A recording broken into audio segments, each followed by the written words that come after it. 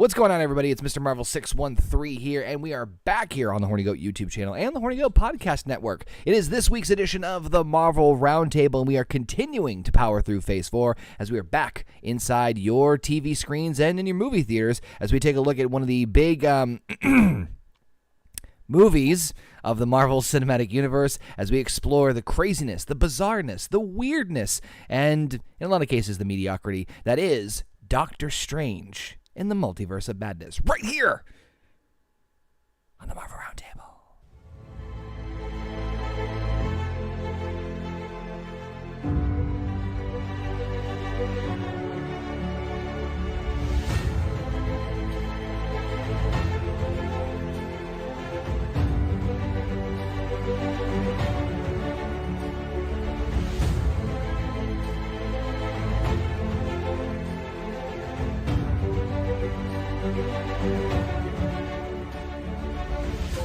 What's going on, everybody? Welcome back to the Marvel Roundtable right here on the Horny Goat YouTube channel. Of course, the Horny Goat Podcast Network, where you listen to us on all your favorite podcasting platforms.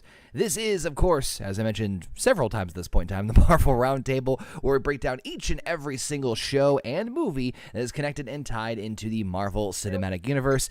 And boy, howdy, do we have a doozy of a pickle here for you this evening, as we are going to be covering the 2022 Doctor Strange and the Multiverse of Madness, the sequel to the original Doctor Strange film, and the first time that we actually get to, I guess, deep dive into, nice basement, into the, he's third-eye blind, into the concept of the multiverse, and I love when we get on here before we even like start doing this and before we interact with this, where we're all coming on here to review the movie, and each one of us kind of went with like, but we'll get there. But, of course, I'm not alone. I'm joined by my wonderful Horny Goat cohorts. I got with me the tattooed mama herself, Heather, and everyone's favorite bear from upstairs, Canadian Basement. What's up, fam? Well, I literally just finished watching this movie. Mm-hmm. That's usually Basement's job. Yeah.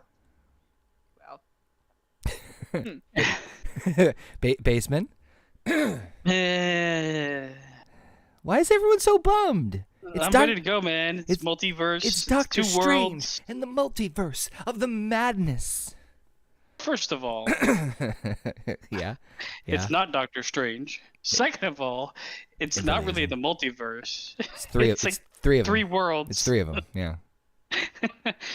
It's Wanda and the Tri-World Tournament. I feel like Heather's got like an unrequited amount of rage that she's holding back now from like I have this feeling and I'm a little scared.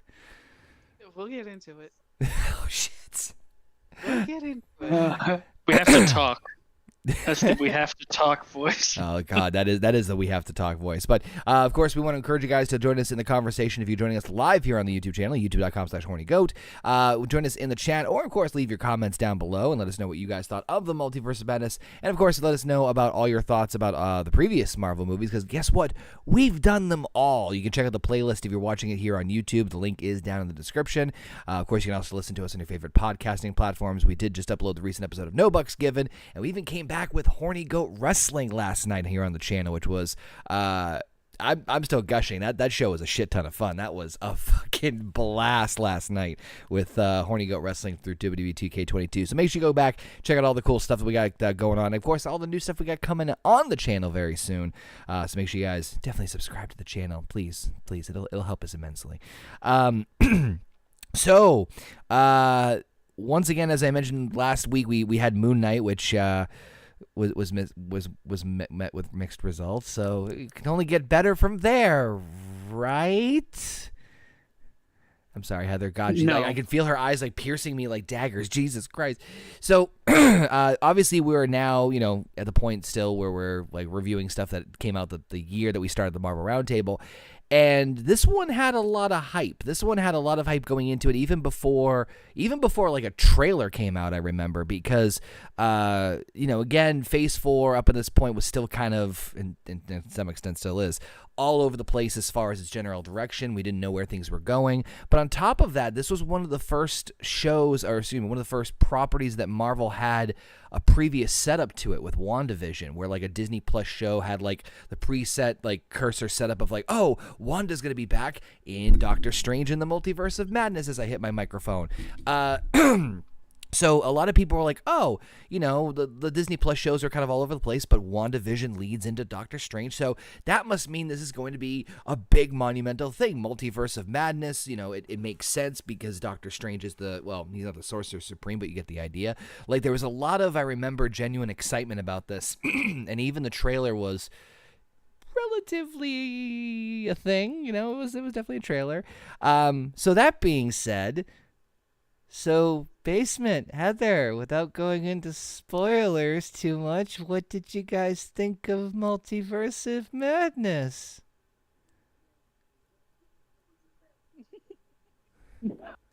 I don't know if that was supposed to say something. I didn't hear anything. Did you hear it that time? That's better. That's definitely better. Oh my god. I didn't have high hopes. All right, because I had seen some spoilers and things like that from the internet. So I did not have high hopes. No. But this just why? When we get to the scene, you will know.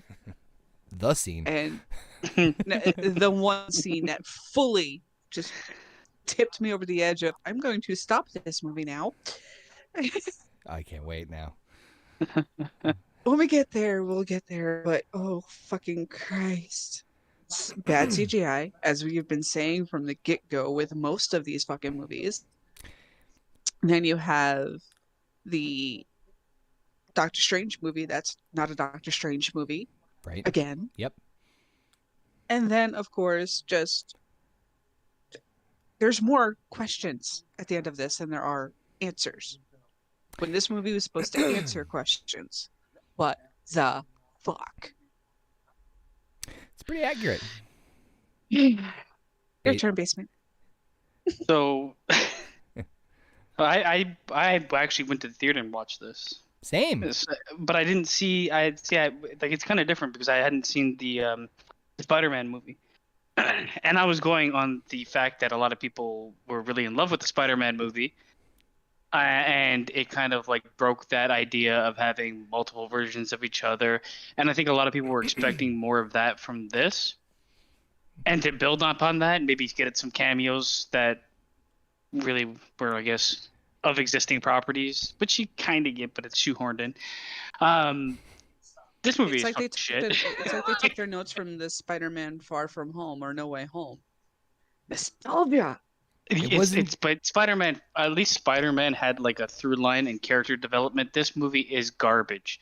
There's no character development at all. I argue there's a tiny sliver of it, but but go ahead. Well, he gains insight. Yeah. Third eyes do that. So I don't think there's you'd have to really argue with me that there is character development for the lead at least. I didn't say there was much. I just said it's there. In quotations. Yeah. Other than that, it's like it retreads old ground for no reason. There's a couple things that I found out about this movie. I was trying to do a rewatch today, and I was just like, fuck it, I don't want to do it anymore. So I looked up some information on the movie and why it ended up this way. So I'm going to let you probably go over it. If you missed something or I have something to add, I'll add to what you're saying later on. Not a big fan. There was a lot of expectation, and it did not deliver. We're going to break down the movie past that point, so I don't really want to say more than that. It's worse than Spider-Man. What's that? It's worse than Spider-Man? Oh, it's much worse than Spider-Man. For sure. Does it have to do with the fact that the directors changed? Part of it. No, not only did the directors change, they rewrote the entire fucking script. Yeah. And you could tell. Oh, yeah, you could tell. So real quick before we get into the whole kit and caboodle, of course, got some wonderful peeps in the chat with us. Of course, we got the real Cody. We've got Tim. No, we didn't attend Christine's wedding. I'm sorry. We also have got Alpha joining us, and of course Tex in the Chizat. What's up, Tex? He goes, I have a thing for hot evil women, and Scarlet Witch fits the role perfectly. She needs to be in everything Marvel. Physically, she is extremely attractive. Yes, I will. I'm with you, Tex, on 80% of what you're saying. Yes. Then again, why not 100%? Because fuck Marvel anyway. We don't. At this point. Anyway, if anybody wants to You fill could be the the next if anyone wants to fit the third spot for basement for the Marvel Roundtable for the final five. No, wait, shit, four that we have to cover. By all means, we are taking all applications except for Casey is Raw. So, man, I really wanted to like this. There are bits and pieces that I do still cherish, and I will be not cherish, but I like. Cherish is a very, very strong word. I agree with that. I'll tell you what they are. I will admit that there's a couple that I will be very transparent that it's like, fuck it, I'm just going to say this right now in advance. Like, it's going to be things like Zombie Strange. I don't give a shit if it makes little to no sense. It fucking looks cool. So I'm just going to say right then and there that as far as like logic behind it from like my brain shutting off, moments like that happen a lot in this movie. This entire movie needs that. I also went to see this in the theaters, and I will say that like the CGI, yeah, we're going to bitch and moan about the CGI, trust me. But the part that's infuriating is that, like, if you're gonna get one movie right out of literally almost all the Phase 4 movies, the one that you would probably want to make sure that has the best CGI out of them all is this one. Like, if you literally look at the entire lineup, this is the one movie where you would probably want to, like, where can we afford not to fuck up the CGI? Maybe the one that has to deal with, I don't know, multidimensional travel, multiversal travel, and, you know, magic. The one that's going to count on all the CGI, the heaviest? Yeah, the one that should be renamed CGI, a Doctor Strange story. Can I be spelled EYE? It's so fucking... But to real quick, we'll go over some of the pre-production stuff real quick. Tex says, "Don't be so picky, basement." To go over the pre-production stuff, of course, originally we were going to see a different director altogether, and it kind of makes sense. We had, I believe, I'm trying to remember who the original. I'm trying to find. I just had the name here. Derrickson. Where is Derrickson? Scott Derrickson. There we go. I couldn't think of the name. So originally, Scott Derrickson was supposed to be the original director of this movie, and as Basement alluded to and said earlier, this movie was supposed to be extremely different, leaning more into a horror genre. In fact, when Marvel announced this pre-COVID, the idea was that they were advertising and pushing for this to be Doctor Strange in the Multiverse of Madness is where Marvel meets horror, and that raised my eyebrow a lot because I'm like, that could be very, very intriguing. And again, it makes sense because if you're going to do any character or any kind of like corner that does anything with the horror genre, Doctor Strange would be the perfect fit. But back in January of 2020, Marvel Studios and Derrickson announced that he would no longer direct the film due to creative differences. In separate statements, they both said they were thankful for their collaboration so far, and Derrickson would remain on as executive producer of the film.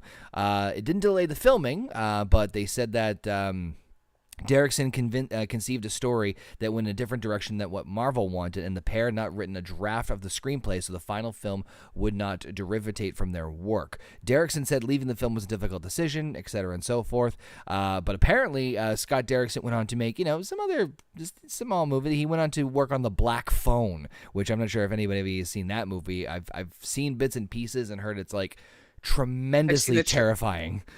I've seen the trailer for it, and just the trailer got me to jump a couple times. It looked like tremendously terrifying. It got like a lot of praise and whatnot. So that's where we get Sam Raimi.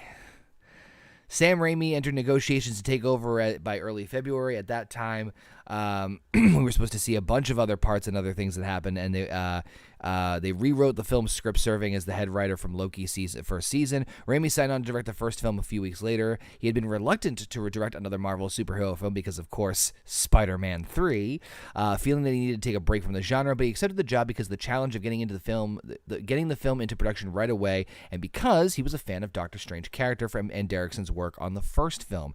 Raimi was curious how making big-budgeted films had changed since his prior film, since 2013. So Sam Raimi comes in, who had not done a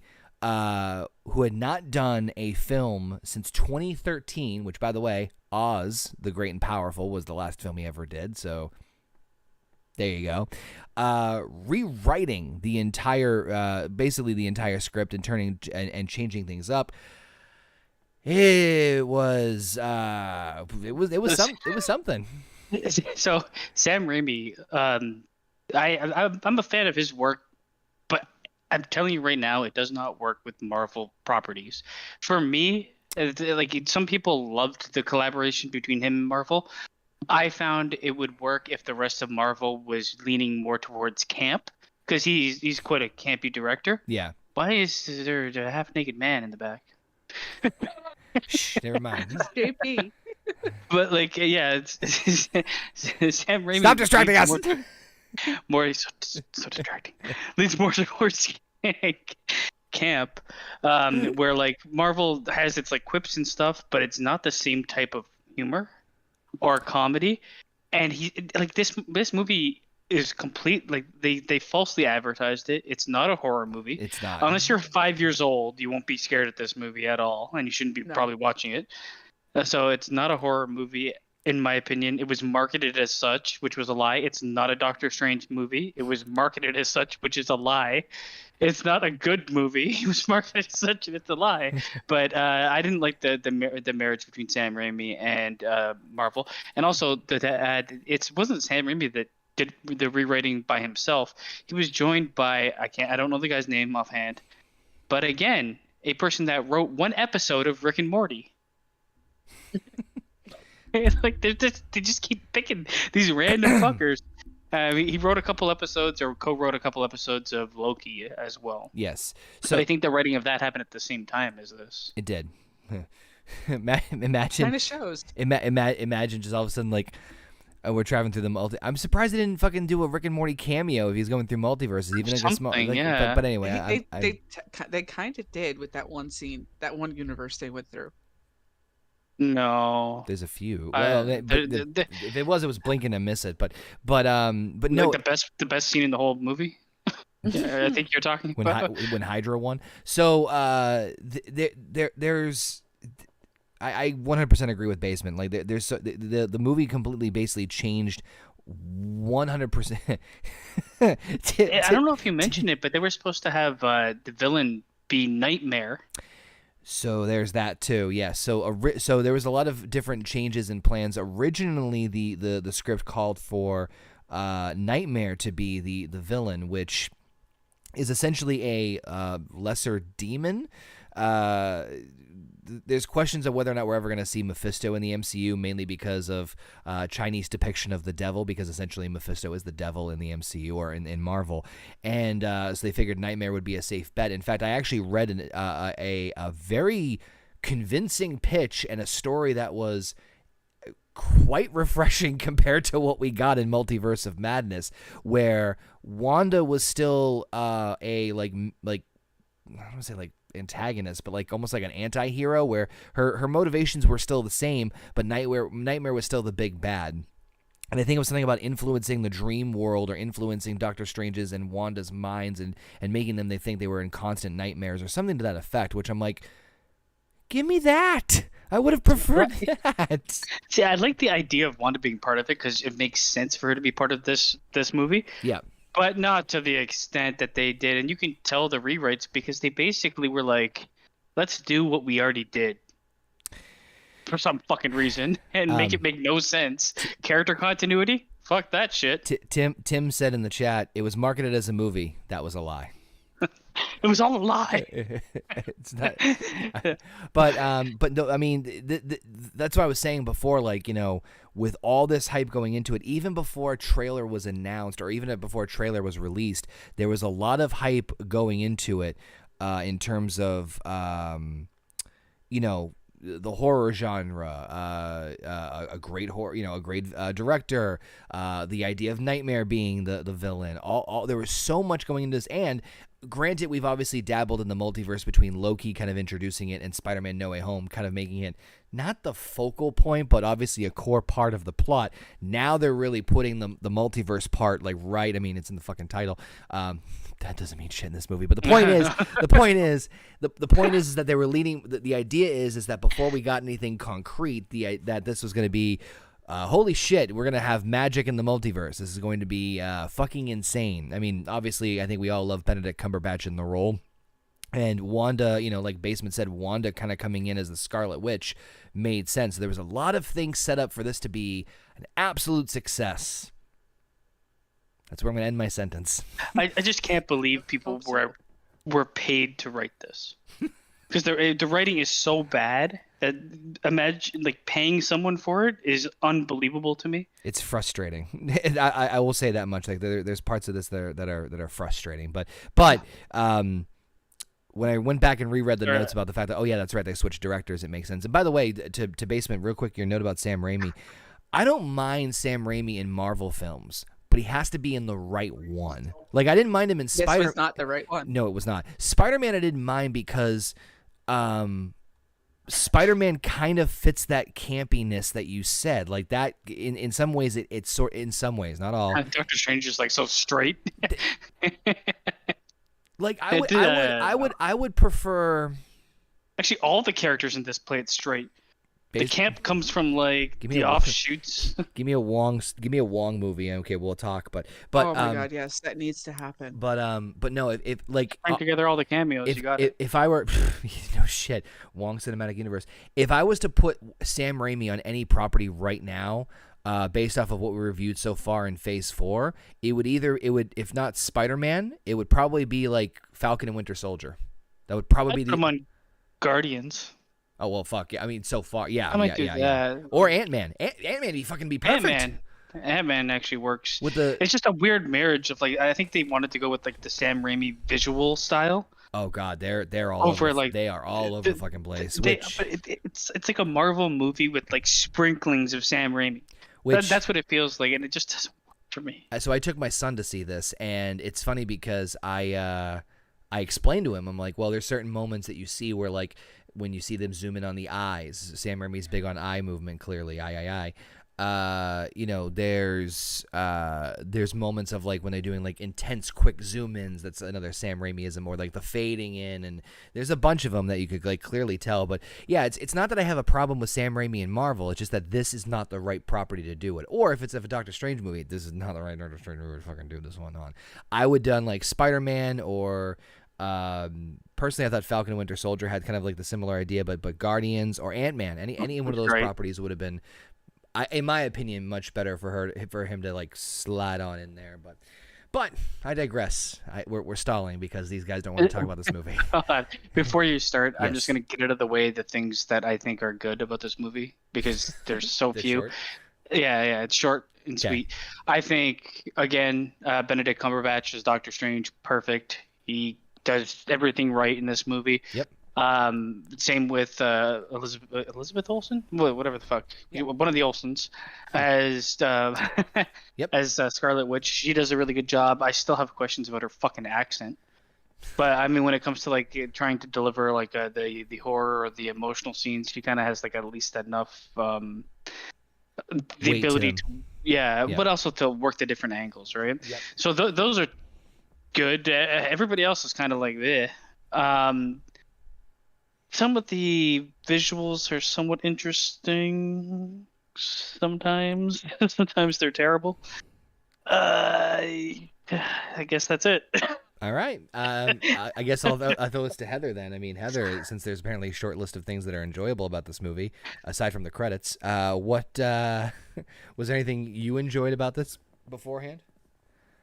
Cumberbatch does a great job at being Doctor Strange. There's no question about that. From the first movie all the way up to now, he has been casted perfectly. And yes, it is Elizabeth Olsen. She does a great job. However, she wasn't really the greatest through this whole movie. There were parts of it where it's like you could see she was kind of putting things together for her original personality and not the Scarlet Witch personality, but then just her quick whips and her comebacks were just, but honey, that's not how things work. I'm wondering if that's like a directing issue more than I think it was more the direct. Yeah, I do think or writing. Her acting was you're right. It was, there was a couple of moments where it just like it's a head tilt, and which can be attributed to either directing, writing, or this might be one of the hurdles of doing like, hey, we did WandaVision here, and this is where she's at now, and I could see that there are little glimmers of references to WandaVision, not even in terms of like verbally, but just like her personality and her motivations and whatnot. Although I did love the, she's after her kids. What about Vision? Yeah. That's the other part of it. She has a nonsensical script. Like it doesn't. Her character actually makes no fucking sense. But she does what she can with what they gave her. Which is why the ending pissed me off so much. But we'll get there when we get there. But yeah, the list for what was good about this movie is so damn short that they needed a third director change. Not the writing. They needed to. Yeah. They rewrote the script in like next to no time, and that's part of the director was involved in that too. I see the cat's eyes in the background. I see nothing. It's obvious that this was a mess, and they wanted to get it out too fast because you can tell in all aspects of it. So I'm gonna challenge one thing and say there's one thing that I enjoyed that they attempted to do in this movie, and I do say the word attempt. I'm not saying they fucking stuck the landing, but and this was and just for the just spoilers ahead, I'm gonna echo that this is something else that they try to do in Thor, where they try to wrap up something from previous installment to get the character to move on to the next big thing, which in this case, ironically, is the exact same thing that Thor does, which is the love interest. Like, do I think they did a great job with it? Fucking no. But I at least applaud them for trying to acknowledge the history of those relationships, do something with it, and try to be like, and we're moving on. I know, it feels forced. It feels very forced. But the thing was, especially with these next two films, I'm just going to say this now because I'm going to say it again when we get to Thor. Both of those relationships, let's be fair here, with Doctor Strange and Christine Palmer and Thor and Jane Foster, they fucking just drop them at their last movies. Like, it's just like, bye-bye. So I at least applaud them for trying to kind of get some sort of conclusion out of it. No, they don't deserve applause at all. Come on. It's not with this movie. I applauded them for failing. No, I don't applaud them for failing. The fucking Rick and Morty thing. This is I was just thinking about. I'm like, they went and they were like, okay, well, the next phase of Marvel, we're dealing with the multiverse. What other things out there deal with like different fucking universes and multiverse ideas? Oh, the one a cartoon called Rick and Morty. We're gonna pillage their writing staff. It doesn't matter if they can write or not. Like, it's some idiot up there that's like multiverse. Let me give you the keys to a $300 million fucking vehicle, even though like you've only ever driven a car once. Deal. It's not even just that. I mean, the cartoon that they write for is literally a nonsensical cartoon that is literally there to make fun of the multiverse. I was about to say, which is funny because they usually do their research when it comes to their shit on Rick and Morty. So how come? Anyway, let's rip it's terrible writing. It's like where they put the least amount of money because they don't care about it. I actually agree. Because they know they don't have to. What's up, Ru Shinshu? And also, I actually wholeheartedly agree with what Alpha just said in the chat too. He goes, "What is it with all these movies constantly trying to involve this romantic stuff like into almost literally every single movie? Nothing wrong with it. I just think it's overdone. Like there literally nothing else they can come up with or a subplot." I agree. I'm just saying is that what I at least I'm pleasantly happy with is the fact that they're just at least. I'm not saying that they got anything from it other than just wrapping them up. Like they did it to get a certain demographic. Oh, for sure. It didn't really work out, and they're like, okay, well, we're just gonna go back. Moving on. So moving on. You guys ready? You guys ready? No. All right. No. Let's rip this Band-Aid off. So get ready for Doctor Strange and the Multiverse of Madness. So, in an area known as the Gap Junction, the space between universes, America Chavez and Defender Strange race to the Book of Vishanti while attempting to evade a ribboned creature. Strange's attempt to contain the monster proved futile, leading him to attempt to steal Chavez's power of multiversal travel, while knowing that the process would kill her. However, the demon kills Strange during the process, and Chavez, in fear, inadvertently opens a portal to our primary Earth, which she and Strange's corpse fall through. So, in an area known as Adobe After Effects. rendering.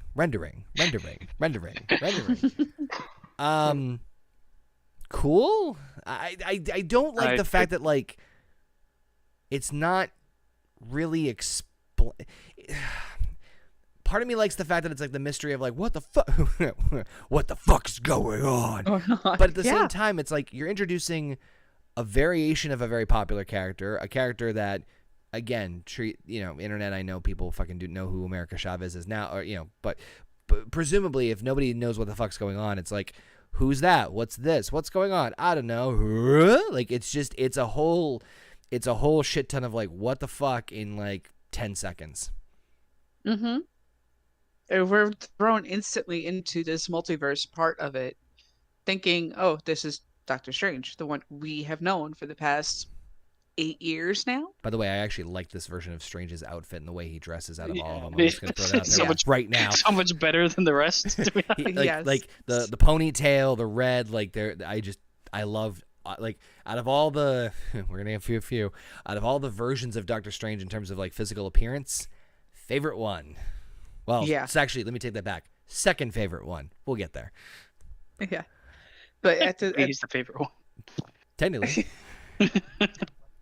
It's just, at the end of the day, we're thrown into this mess, and we have no idea what the hell is going on. We don't know who this girl is. We think it's the Doctor Strange we know, but, oh, wait. He's got an undercut and a long hair now. Is he becoming edgy all of a sudden? Multiverse of Madness. Sorry. What did Spider-Man fucking do to him? So I'm gonna do that a couple of times throughout this episode. I'm just warning you guys right now. I'm not surprised. Yeah. And it's just at the end of the day, it becomes, all right, you hooked me. Let's see how long you can keep me hooked. Oh no! Fair you don't warning. Want to say that. Like, fair warning. Like hooked, the very next scene, it drops every hook. Like hooked, like Death by Daylight, like hooked. Yeah. Or, yeah. Okay. Yeah. This. Hold on, man. This. It tries to start at breakneck speed. It kind of never really relents on the speed. It has a couple dips here where he like slows down, but it's just this is the beginning of the bad writing. Which is funny, and because it never stopped. Which is funny because this was supposedly this was not the original opening scene. Well, first of all, like it looks like shit. Mm-hmm. I'm sorry, like it's there's a lot of colors and stuff, but it's so obviously green screened that it just stands out as terrible to me. The whatever's following them is like a ribbon monster. Like the least threatening fucking thing I've ever seen in the world. And they're speaking in Spanish to be like, oh my god, this is not the Strange we know. Fucking thank you for reminding me about that. That fucking they like they go back and forth with languages for reasons like why? That makes no sense. They're inclusive, man. Diversity. No, I just one line. Yeah, that's diversity. Just fucking one line in Spanish, and then the rest is all in English. Gay. They have one lesbian couple in the whole fucking thing. It's like diversity, baby. Fucking ribbon monster. Oh, you know what? Thank you. I just remembered another plot point that I'm gonna be fucking really upset about later on. We'll get there. We're all gonna be on rants in this episode. Just heads up. But Multiverse of Madness.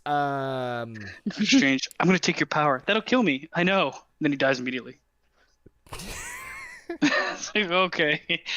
He takes his fucking eyes off the ribbon monster to explain to her why he's going to kill her. That I thought was absolutely fucking stupid. So like, first off, did anybody catch the fact that Doctor Strange's little speech of your sacrifice will be worth more, or the multiverse, blah blah blah, was taken from the Spider-Man? Okay, so I caught that too. I'm like, oh, that sounds really familiar, but I love how he's like, your sacrifice will be the fucking, and then he's just dead. Which is what happens when you have long-winded speeches in the MCU. Yes. So fun fact. Speak for a minute. What? Every MCU character can only speak for a minute or less. They can never speak for more than a minute. Yep. Just rewatch the entire thing and time every single fucking person. Nobody speaks for longer than a minute. There is a TikTok account. I think it's like Marvel movies under a minute. It's just like cuts like the best parts, and then just like da da da da, and then that's it. Like fucking end credits. The original opening scene, supposedly that was deleted, was actually a scene where, you ready for this? Baron Mordo from the first movie attempts to kill Wanda, because remember what he said at the end of the first Doctor Strange movie, although we were all fucking stoned of our minds, so probably not. He said, I don't remember anything. Yeah, I figured not. He's taking the power away from the guy that Doctor Strange originally found to like go talk to. And he goes, yeah. Too many sorcerers. Yep. Ruin the pot. Yep.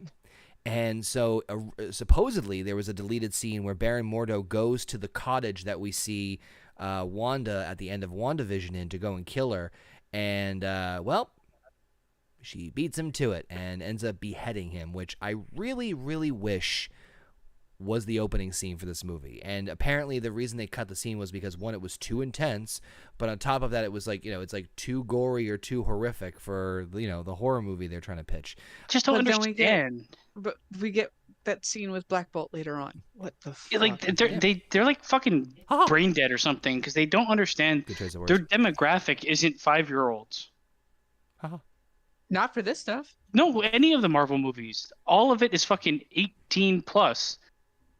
Almost the entirety of like movie watchers for the Marvel universe are between like 18 and 50 years old. Some of the kids, some of the kids watch it because their parents are watching it. Oops. Poor kids. But no, I just I wanted to mention that because I would have much rather have preferred that, because it's two familiar characters. It wraps up a loose end that we never get addressed because, as far as we know, fucking Baron Mordo in the main universe is still alive.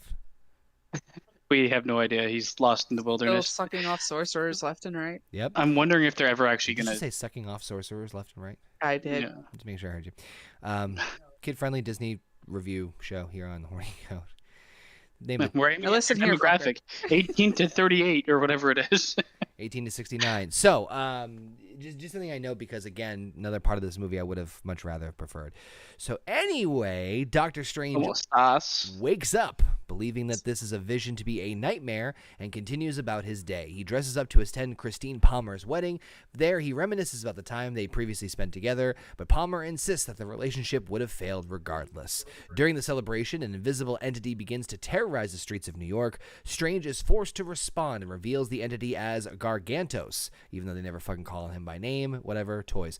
A gigantic tentacled monster. Also present is America Chavez, whom Strange recognizes from his nightmare and rescues her. Wong arrives at the scene from Kamar-Taj, yes, and together they kill Gargantos by gouging its eye out. Strange and Wong question Chavez, and she explains that the demons were hunting her for her powers. As proof of her claim, she takes them to an alternate Strange's corpse to prove that Strange's nightmare was actually a peek into his counterpart across the multiverse.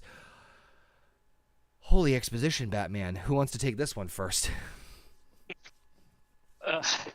Heather, you want to go? Oh, good lord. I will say this right off the top. Only cool part about that was him jumping off the balcony with his cloak. That was pretty, the rest of it, yeah. You could tell that she was running from a fake monster, because she's barely moving. Jeez. It's like, you're looking like you're running full force. If everybody else is around her running away from it, they're running past her. They're leaving her in the dust. I mean, she's got the arm movement going, but the legs are not knees to chest as you would be in that kind of a situation. Yeah. You're in their basement. But it's just at the I I wanted to like it. I wanted to, but as soon as this happened, as I said, the hooks, I was off the hook, and I was suffering through the rest of this movie from this point forward. The hook from Hook On. She was hooked. Like everybody fucking blames Doctor Strange for what I don't understand. It's like, yeah, okay, everybody died and then everybody came back. How could you, Doctor Strange? Everybody's back. Are you sure this is the only way? Yes, it yes. And why does everybody know this? So it is alluded to later on in other Marvel projects that from either Nick Fury or a certain Ant-Man, that the entire that the entire events of Endgame are public knowledge. It's alluded to. So if everybody knows that there was no other way and people did come back, they actually did what they set out to do. Why does anybody blame this guy for anything? Well, because he's the source of everything. He's the source that said so. So he's the one person that said this is the only way we could have won. No one else said that. Or if they did, it was based off of, are they not? Like, well, not everybody. Black Widow. Yeah, nobody cares about her. Marvel doesn't even care about her. Like, so, okay. They also, like, what the fuck with America Chavez? Like, I for this movie, they could have literally put like a painting of Dora the Explorer and just have like a push button that says "Dónde estás biblioteca? ¿Dónde estás biblioteca?" And that could be your whole fucking character. Gomez, the actress who plays her, is actually a pretty decent actress, and just you can fool me. I know, and I agree with you that like America Chavez in this movie is fucking Paper Mario. That's exactly. No, I take that back. Paper Mario is more interesting in the fucking video games. Oh, good, he's got a shirt. So I agree that like America Chavez is just like I wanted to like her but like it's just we're gonna steal your powers. Okay. Her character sucks. Her backstory is made by a retarded monkey. Her there's a bee. Her actual power is all she is, and it's just used as a tool to make this movie happen, which is shit. I'm hoping that we get to see more of her in other situations in future projects because I don't want to see more of her. Well, I was about to say she has a lot more to offer in terms of character and growth and whatnot, and her powers as well. I think it's just like a way of like shoehorning her into this and making her like a plot device. I mean, that's basically what she is. So I'm kind of that's why I say I'm kind of hoping because. But even if they do that, if you're going to introduce a character that's going to be integral to the forward momentum of the Marvel universe, don't just fucking plop her in as a plot device. I know. I'm not disagreeing with you. I'm just saying is that like how do I say this the right way? I don't want to keep saying like in the comics, but there's so many fucking Marvel comics out there, right? Good and bad, that you could take some incredible stories out there. And DC's the same way. That you have some amazing, incredible stories that have not even been touched yet. And there's potential in literally every Marvel character that is still in existence or IPs they haven't even touched yet.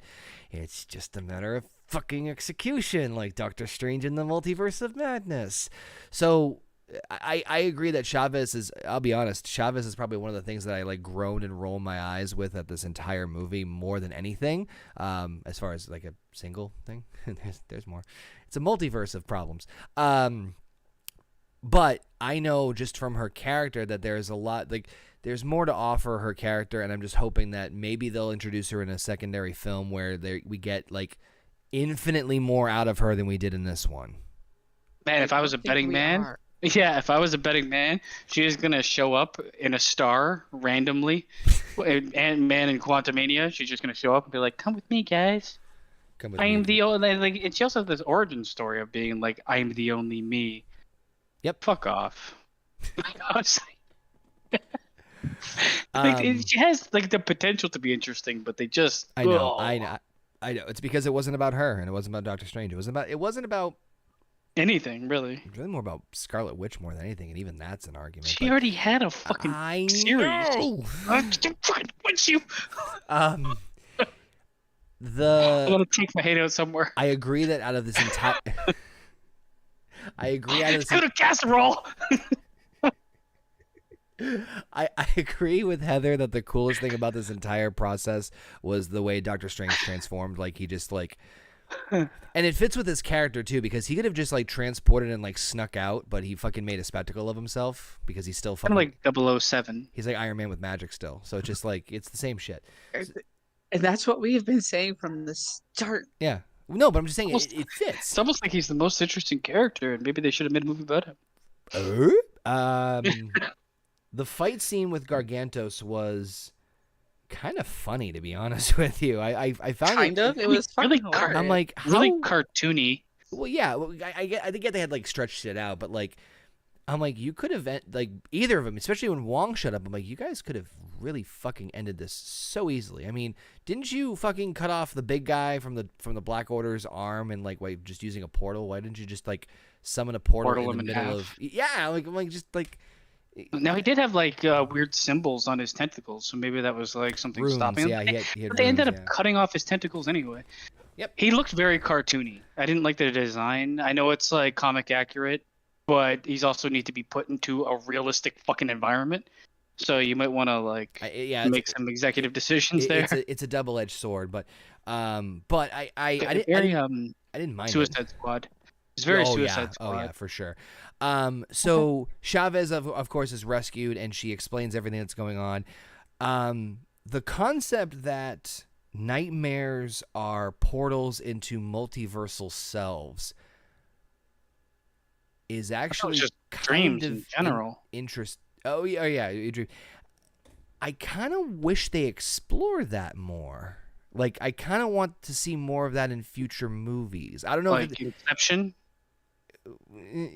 Kind of, yeah, like but force sleep to like go to meet someone, like your alternate self or whatever. Yeah, I don't know if that's just because Doctor Strange is a sorcerer and that it only affects like Sorcerer or Sorcerer Supreme or whatever. But something about that idea was very interesting to me. Like, especially where obviously this is the fucking multiversal saga. Like, imagine if like Ant-Man has a bad dream or whoever it is, and it could be connected to other multiversal selves. I just found that part like that could be great potential for some interesting stuff in the future. It's a great tool for storytelling if they really went with it, especially for like the future of the phase that is all about multiverses. It's like, let me just tell you something good and then come back. Yep. Come back. This movie does that quite a bit, actually. But this is dropping the 2 sentences about something that was actually fascinating to learn about, and then being, all right, now go fuck off. Yep. That's this movie in a nutshell. So she shows the Dora the Explorer. Dora the Explorer star. Dora the Explorer. So anyway, so they see the corpse. They kind of putting all this together that they want her powers, and they're like, "Oh, we need some help. I wonder who." Ding dong dong. I'm not gonna lie. I popped for the WandaVision little ding there when they when he was like, "I'm gonna go talk to Wanda." I don't give a shit. That was kind of neat. I'm taking anything I can at this point, Heather. Don't look at me like that. All right, I'm fucking grasping at straws. God damn it. Did you realize like that rooftop scene was a fucking set, and the outside of the rooftop was CGI? Like they couldn't get a drone to go on the top of a roof. Basement. Why? It's probably more expensive to do what they're doing. I didn't say I had many straws. I just said I'm grasping at them. Just don't understand the So, logic. upon further inspection of the corpse, Strange discovers runes of witchcraft, which he realizes were also present on the tentacled creature. Knowing that this isn't his area of expertise, he visits Wanda Maximoff at her farm to ask her about what she knows about the multiverse. But he soon discovers it to be chaos magic conjuration created by Maximoff herself. With the Darkhold in her possession and becoming the Scarlet Witch, Maximoff reveals herself as the one who sent the demons after Chavez, believing that she could reunite with Billy and Tommy once she is able to take over the multiverse. That's not right. But 1 second. She gives Strange before sundown to surrender Chavez at Camertage. Otherwise, she'll be coming as the Scarlet Witch. Wild West. I have it makes no sense. I have frustrations with this scene. So the one thing I liked about it is the general execution. There's bits and pieces in between I did not like. So the idea of like him going to Wanda makes fucking sense. I did like the way where like she slipped up and he caught it, and then the reveal happens. Fine, cool, awesome. She does not want to take over the multiverse. She just wants to be into a universe in which Billy and Tommy are there to be their mom. Okay. And her like saying like, you know, give me the kid. There won't be any issues otherwise. The Scarlet Witch will be the one after. Fine. Okay. All that I can take. There is one major fucking aggravation. It's not major. There's fucking a bunch of them in here. There's a major fucking aggravation problem I have with this scene. Why was she and how was she sending those other creatures? Dreamwalking. But you need to. Of the fucking book, I'm assuming. They had like Darkhold? images of like conjurations or some shit. So I get summoning Gargantos. It was Fine. terrible. But the ribbon monster was also alluded to the fact that it was her. Like, they don't explain it properly. They don't explain They never anything. do. Like, When have they ever explained anything properly in any of these fucking 30 movies that we have watched? If she had That's the true, ability to but this control the is- fucking other creatures, then There- why didn't she there's just like- fucking... there's a huge gap between an understanding of its own property and this movie, like its own established characters and stuff. I like you said, I like the establishing scene where she's like growing her own orchard or whatever it is. It kind of would be a nice visual for where her character was after WandaVision, where she's still cultivating life, but not in a super controlling way. Like, even though it's still somewhat controlled, it's a good visual. Then it just goes off the fucking rails. Her kids aren't real. That was established. Yeah, yes, and she knows Yet they are real. It's okay. So this is something that and this is the other. So is Vision like a human in other universes? No, what so this is something that was hinted at several times throughout the movie, and I had to like rewatch certain parts in order to really piece this together, but the movie it fails at driving home certain key parts of this thing that didn't really. The end credit scene of WandaVision, where she hears the kids' voices, that was the Darkhold. That was the Darkhold basically manipulating her into thinking, you use me and I can get you your kids back. Mm-hmm. They never made that clear enough. They never made it clear that it was the Darkhold that was doing it. It was the idea that Wanda has this crazy idea in her head that she can use America Chavez to get her kids back. They never yes, they stop the Darkhold to like stop her powers, but they never. In hindsight, if they had, this would be like a relatively big plan. If they had bigger ideas for the dreams, are like previews into other versions of your life, they could have used that so much more in WandaVision for her dreaming about the kids. Therefore, she creates them. Therefore, they can be explained as real somewhere else, right? Never happens. So you're left with a very confused audience being like, you established that the kids weren't real. And yeah, you might hear the kids crying out, but then it's like machinations of the Darkhold making them. Yes. Or making you think they are. Yet they are actually real. But they never drive home that. I think it's a key point because it's not like. Oh, it's like super integral to this movie making any sense. That's my point. Like, okay, it's one thing if Wanda's like, oh, I'm gonna go to the multiverse and take in, and because she could do that without the Darkhold, she can do that without the influence of the Darkhold. But the whole thought process is that the Darkhold is pushing her to do this. That is the whole purpose of her character change. It's why she's the Scarlet Witch at the end of Wanda. Well, no, but it's that's the whole. The whole point of WandaVision was to introduce the Darkhold, establish the fucking mental, like, warped mind of Wanda that would push her enough to go in that direction, to be desperate enough to become a fucking villain, more for lack of a better word, and go after what she wants after losing everything. It's actually one of the reasons I like WandaVision. I'm not saying it's the best, but I enjoy it. And they, like, it's more infuriating because this is the first like big property that Marvel has where it's like, we're going to use this to set it up and we're just going to flush it down the toilet. They create questions. They don't have answers. They never give you the answers. Like, she's controlling these multi-universal beings, yet she has to travel to, like, just it doesn't, there's a certain part of me that I'm like, oh, and then she has to learn how to, like, astral plane walk or whatever it is to go to control another version of herself so that she can take over her body. And it's like, how are you controlling any of these other monsters that don't originate in this universe? Like, if you think about it too hard, it doesn't make sense. That's almost every Marvel universe, or every fucking Marvel movie in the universe that they've created. But like, some of them you can forgive because it's not so integral to the rest of the story. Sorry, Heather, I didn't give you a chance to speak because I've been in this rage about this particularly. But continue. I would love to hear No, you're absolutely right. I mean, they wait until later on to sit there and drop a little other Easter egg on this. The Darkhold corrupts its users, and they just leave it at that. So it's just like, you have a veritable fucking gold mine here with just this, and that's all you're giving us. Yeah, the Darkhold has a massive history in Marvel. The other thing is, and this is, I think pretty sure we've complained about this with other properties before, is that they have stories that can relatively be easy to follow, right? Like, it's not like we're going too crazy or complicated. Even with this stuff, right? It's not like we're going too crazy or complicated.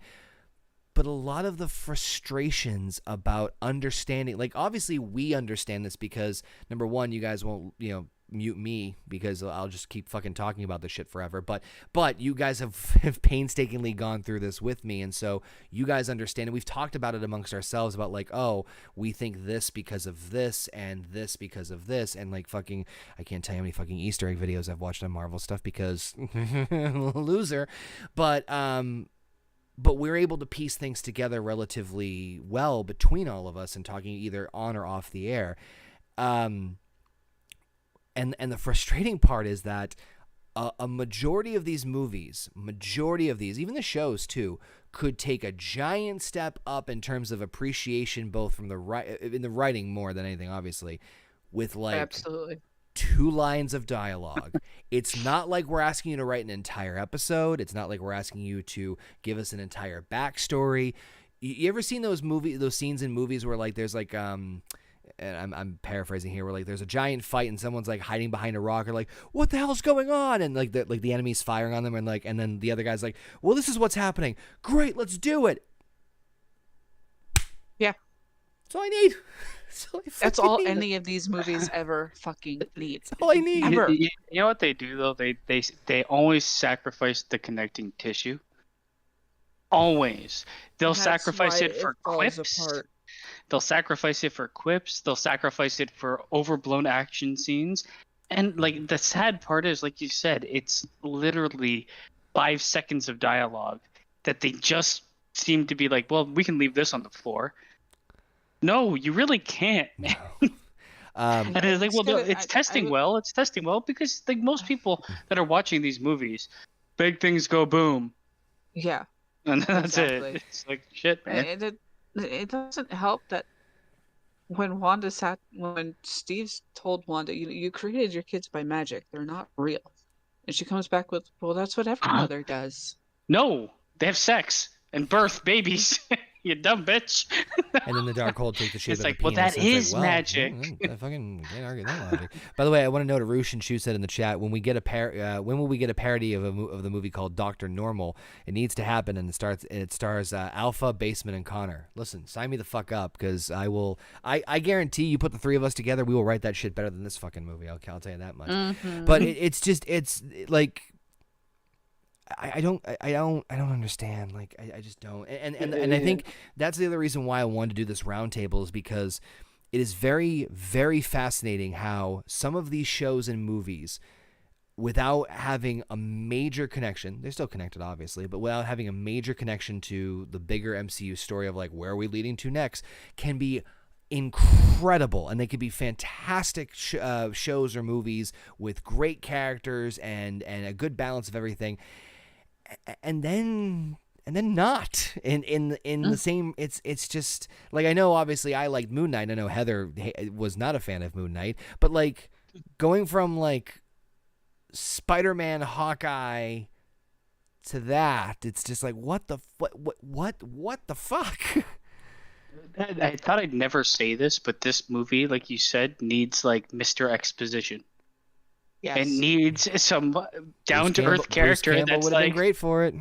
America Chavez could have been that character. Chavez. What? She says nothing else anyway, so she might as well be like, ask questions. So you mean this is happening? And I mean, it's a sign of terrible writing when a character is completely given just exposition. Pizza but balls. it almost needs that here. This movie does, because there's nothing explained in this movie. Nothing. Pizza balls. Pizza balls is explained. Yeah. No, she disappears for 2 seconds and comes back with pizza balls.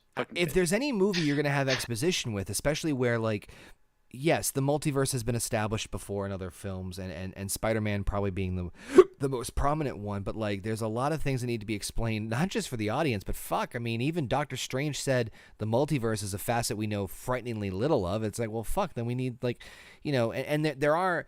I will give them credit. There's one part that they do a very heavy amount of exposition, but even that's like fucking pulling teeth, and there's fucking my ADHD can't handle it, but we'll get there.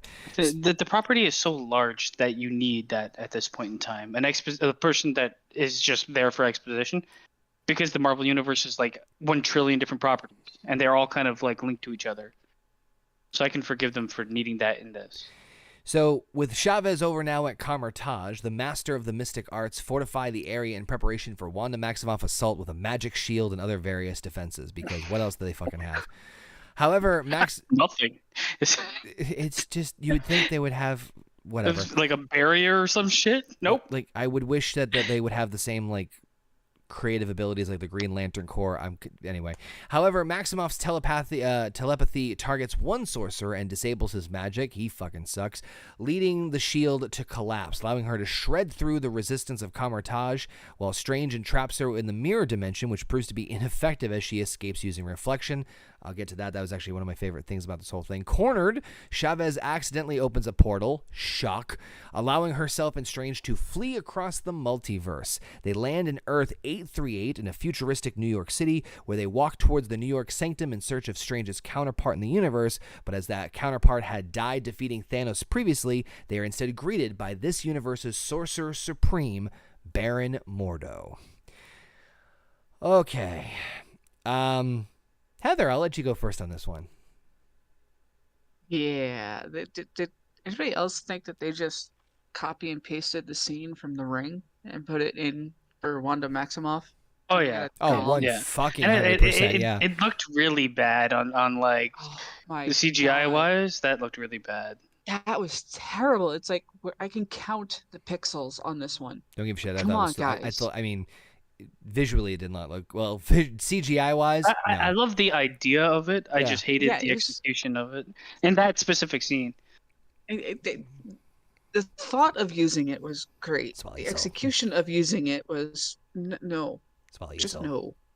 They also had to make it look a certain way so it didn't get like a ratings bump or like, you know, we don't want to get past the PG mark. It's why there's oil in the scene later on and not blood.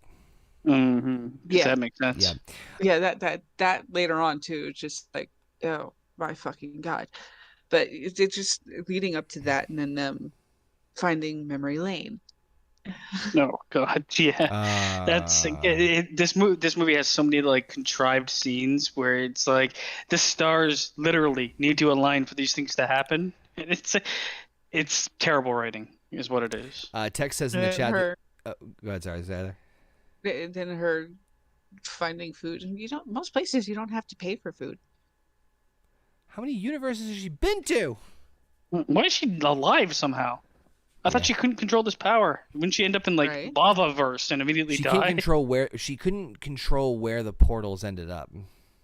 No, actually no, you're right. It's both. She can control where they go. She just can't control how to open them. Even better. I did like this is probably my favorite part of this movie. Sadly. So real quick, Tech says this film was more of a Raimi movie than a Marvel movie. I saw so much of the Evil Dead in this, meaning not so much explanation and more of a fun ride. That's kind of true, yeah. Actually pretty accurate. Right underneath that, a Rushin Shu. Unfortunately, it doesn't fit the Marvel universe. No, especially a pivotal movie like this in the Marvel Cinematic Universe. Yeah. I love how Tex writes a pretty accurate description, then a Rushin Shu right underneath it. Watching this makes me not want to watch it. I still say have the fun, but you know. That's... The whole Camertage scene, yes, it's ridiculous. They don't have like defenses, whatever. Fuck it. I still like the idea. The one guy. Of her that's the fucking part that I'm like, why did you put him out there? I kind of like that. No, it shows that she was looking for like a chink in the armor, a weakness, and she finally found the one guy that didn't have the mental capacity to stand up to her. And I like the visual of her like being behind him, whispering in his ear to get her way in. I like most of the visuals in this scene. I didn't like like I said, I like the idea of her crawling through all fucking broke up, but it's just it didn't look good visually. I did one of the first TikToks I saw about that was, "Hey, how you doing? Let me whisper in here." And I could not stop fucking laughing at how stupid that was. Now I have a question for you because they're like, "Oh, she's trying to get to us through the reflections." Why are there fucking puddles all over this fucking place? It's very moist. What Wong does in his private time is Wong's private time.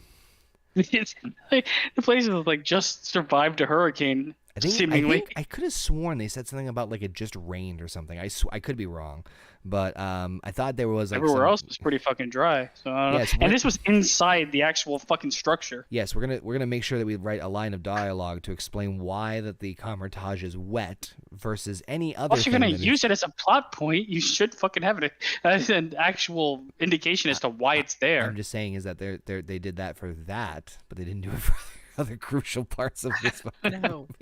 Oh God, man. Well, that was terrible. I think the tease too of going through the different like versions of the going through the different worlds to end up in like the most boring fucking one. But the like going between them, like, okay, so if they like they're teasing what could potentially be here. And I'm like, I don't want to see Paint World or anything like it. I don't want to see that like fully done, but like the hand drawn one could have been a bit interesting, or like things where they land in a place that's basically New York but has plants. That's it, and everybody's wearing a fucking top hat for some reason. Yeah, that's the multiverse. But other than that, there's no difference. Those are the multiverses. And Wong, honestly, he is terrible at his job. He is garbage at his job. So if he spent more time doing his job rather than hanging out with Madison. Listen, we'll get there. All right. I'm looking through the different universes that I was trying to find a list of all the different universes. There's hand drawn. There's one where he turns into meat cubes. There's Underwater World. Meat cubes. The two. It was humanized pixels. Yeah, ironic, right? Perfect spot for the bad CGI. Yeah, it didn't look too good either. It was like, and they had to zoom in on her when she was in the underwater world, and I'm like, hey, look, the bubbles. And then I looked at that face, and I'm like, hey, look, it's Gumby. So yeah. I think the two multiverses that they crossed through that caught my eye the most. I mean, obviously they're just gonna like throw like, let's do different worlds for the sake of doing fucking different worlds. But there was two. One of them was if you pay it and for the record, these are blink and you miss the moment, so it's not like it's not like you could be able to focus on these. So I'm very well aware of this. One of them was seeing the Living Tribunal, which was the three-faced. Basically, it's a god. Because we'll talk about those when we get to Thor: Love and Thunder again. But another like omnipotent being in the Marvel world, the Marvel universe, that could really do a lot of damage and really do a lot of shit ton of stuff. But the other one was like a noir, like black and white one. And if you pay attention in the background, you can see there's a blimp with the Hydra logo on it. So the implication being that Hydra won which I'm like, Mhm. damn.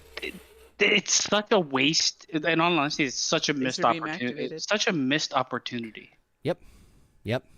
Imagine if this movie, instead of where it goes, was taking 5 to 10 minute strolls through different versions of different universes of different styles. You could have like the one that like the fucking noir detective type shit. They go there for like Yes. 10 minutes, I then would they have adored that. yeah, you see, and you have a different directing style or different look. Hell, you could end up in the fucking cabin that Ash is in The Evil Dead for a couple minutes as a good like segue. Then you go to like some of the other things that they've teased. You go to Planet Hulk or whatever. Maybe like you can go so many other fucking places and stitch together because the storyline sucks anyway. So who gives a fuck? You might as well like You got a milk point. that for everything it's worth. Yeah. Instead, they stay in this fucking plant New York forever. I think they wanted to. They didn't want to go too. I mean, I agree with you. I would have personally have preferred them to give me 5 minutes in what 6 different universes versus the 20-40 minutes that we spent in 838. And I would have had like just have the antagonist chase them through different variations of possibilities and have it be like extremely stylized no matter where they're going. So you get like you go to a fucking that like detective noir type thing and you've got like fucking Deadpool with a fedora on like smoking a cigarette with a trench coat on. That's smoking jacket. that is something I kind of was also bummed, which I was really hoping for a Deadpool cameo. I was really hoping for one, but there's so much that they could have done. Did you mention? I know Heather mentioned the memory lane thing, because good lord. Good lord. Go for it, Connor. I know you want to speak on this. So first, before we get to them like crossing over, the fight scene at Kamertage was, I kind of dug it. I didn't hate it.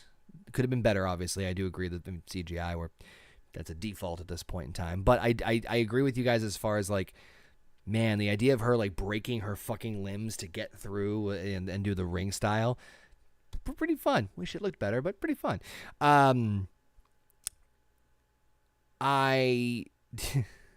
Was it just me, or did they just what is it with like characters in the MCU being, and specifically Doctor Strange characters being thrown around and they just happen to land on their head and like knock themselves out?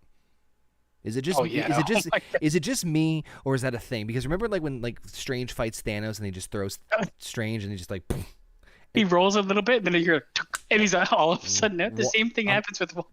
Yeah, with Wong this time. I'm like the fucking CTE up in fucking Kamertage. This is bad. No wonder he can't do his job, right? He doesn't even know where the fuck he is. So I just something. Bowflex. It's called Hey, shut up. The movie has to happen. Hey, shut up. So anyway, Wong recovers at the CTE. So that was that. I already said my stuff about the multiverse stuff. Memory lane. It's so bad. It's so bad. I wouldn't have the one memory for Strange is him having dinner celebrating a fucking kidney operation. I wish it was him fucking licking her asshole. He's like, oh shit! Steps off the plate. I don't know. Okay, here's the thing.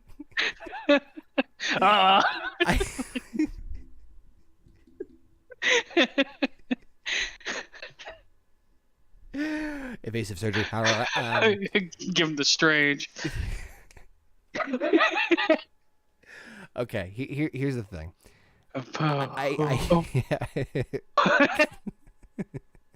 Portal all up in them guts.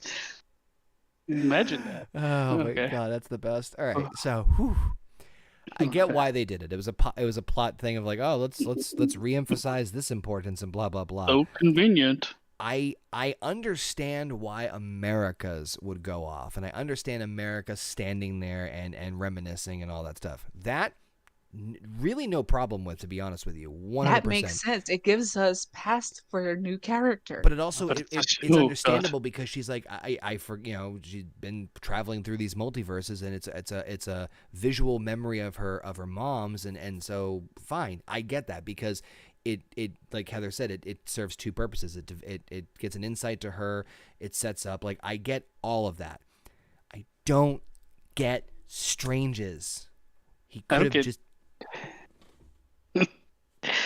just memory activated. I want to learn about like the actual thing. It's like, is it like, oh, because everybody can see it. Mm-hmm. So it has to have like some like parental settings to pick and choose. Like viewer discretion is advised. It's like walking down the street, you accidentally step on it, and you look to the right, and it's you crying over like your dead child or something. It's like, what the fuck? I just wanted to go on a stroll down the street. What is this? It's just that I get why they did it. It just at least if it was like honestly, at least again more explanation would have helped. It honestly wasn't even needed. No, you could have just done a fucking talk with her, and she could have gone back in her mind, and we could have joined with her. Like flashback. Yeah. America's, I understood. Yeah. Him, it was the most important memory that he could remember because that's when he got his watch. Oh, it's terrible. Well, funny because even America's memory is so fucking terribly written. So what's that? So what happened? Well, he sent her parents away, presumably killing her because of a bee. Oh wow! Not the bee. Fucking hell! How did she not have anything else scare her? Before that point, she was a fucking baby at one point in time. Mm-hmm. 2 lines of dialogue. So stupid. 2 lines of dialogue. So I mean, it's bittersweet. So that was like the jumping of the shark right there. The bee, the jumping of the bee for me. Other things are jumping. But anyway, so they meet up with Baron Mordo. Mordo invites them to sit down for tea as the two warn them of the Scarlet Witch. They soon pass out as Mordo had poisoned the tea. Great. He roofied them. He did, and awakened in a facility elsewhere where they meet with that universe's Christine Palmer, who works there as a scientist to help with managing the multiverse. Strange is brought before the Illuminati for his trial, consisting of Baron Mordo, Captain Peggy Carter, Blackguard Boltagon, Black Bolt, Captain Maria Rambeau, the new Captain Marvel, Reed Richards of the Fantastic Four, and Charles Xavier of the X-Men. They believe that Doctor Strange remains the greatest threat in the universe, revealing that their counterpart of Strange had actually used the Darkhold to look for alternate ways to defeat Thanos. He found the Book of Vishanti, which the Illuminati used to kill him over on Titan, but Strange confessed that he had caused an incursion, an event in which reality is destroyed, and thus volunteered to be executed to prevent further destruction. Just when you thought the story was simple enough. You have an oversympathetic Jack from The Office sitting there very seriously and calmly. Well, you're the most dangerous person in the universe there, Steven. And then Professor X rolls out, and it's like, are you fucking serious? Roll out. They use the 1997 X-Men theme song to roll this motherfucker out. He's in basically his own personal car for a wheelchair now. I mean, that is the accurate for the 97 show. So fuck this movie. But at the same time, this is the one motherfucker you could ask, is he trustworthy? They don't. Or let's read his fucking mind. This movie takes characters that they have no right to even fucking touch, but they take them, they fucking lay them down, and they just diarrhea all over them, like just shit constantly on them, and just to get the cheap buck from the audience. I'm gonna grab a quick drink. You guys keep. I think I need one at this point. You guys. They give him like a. It's a cheap trick. And I'm sure it got a pop from the audience. Like, oh my god, yeah.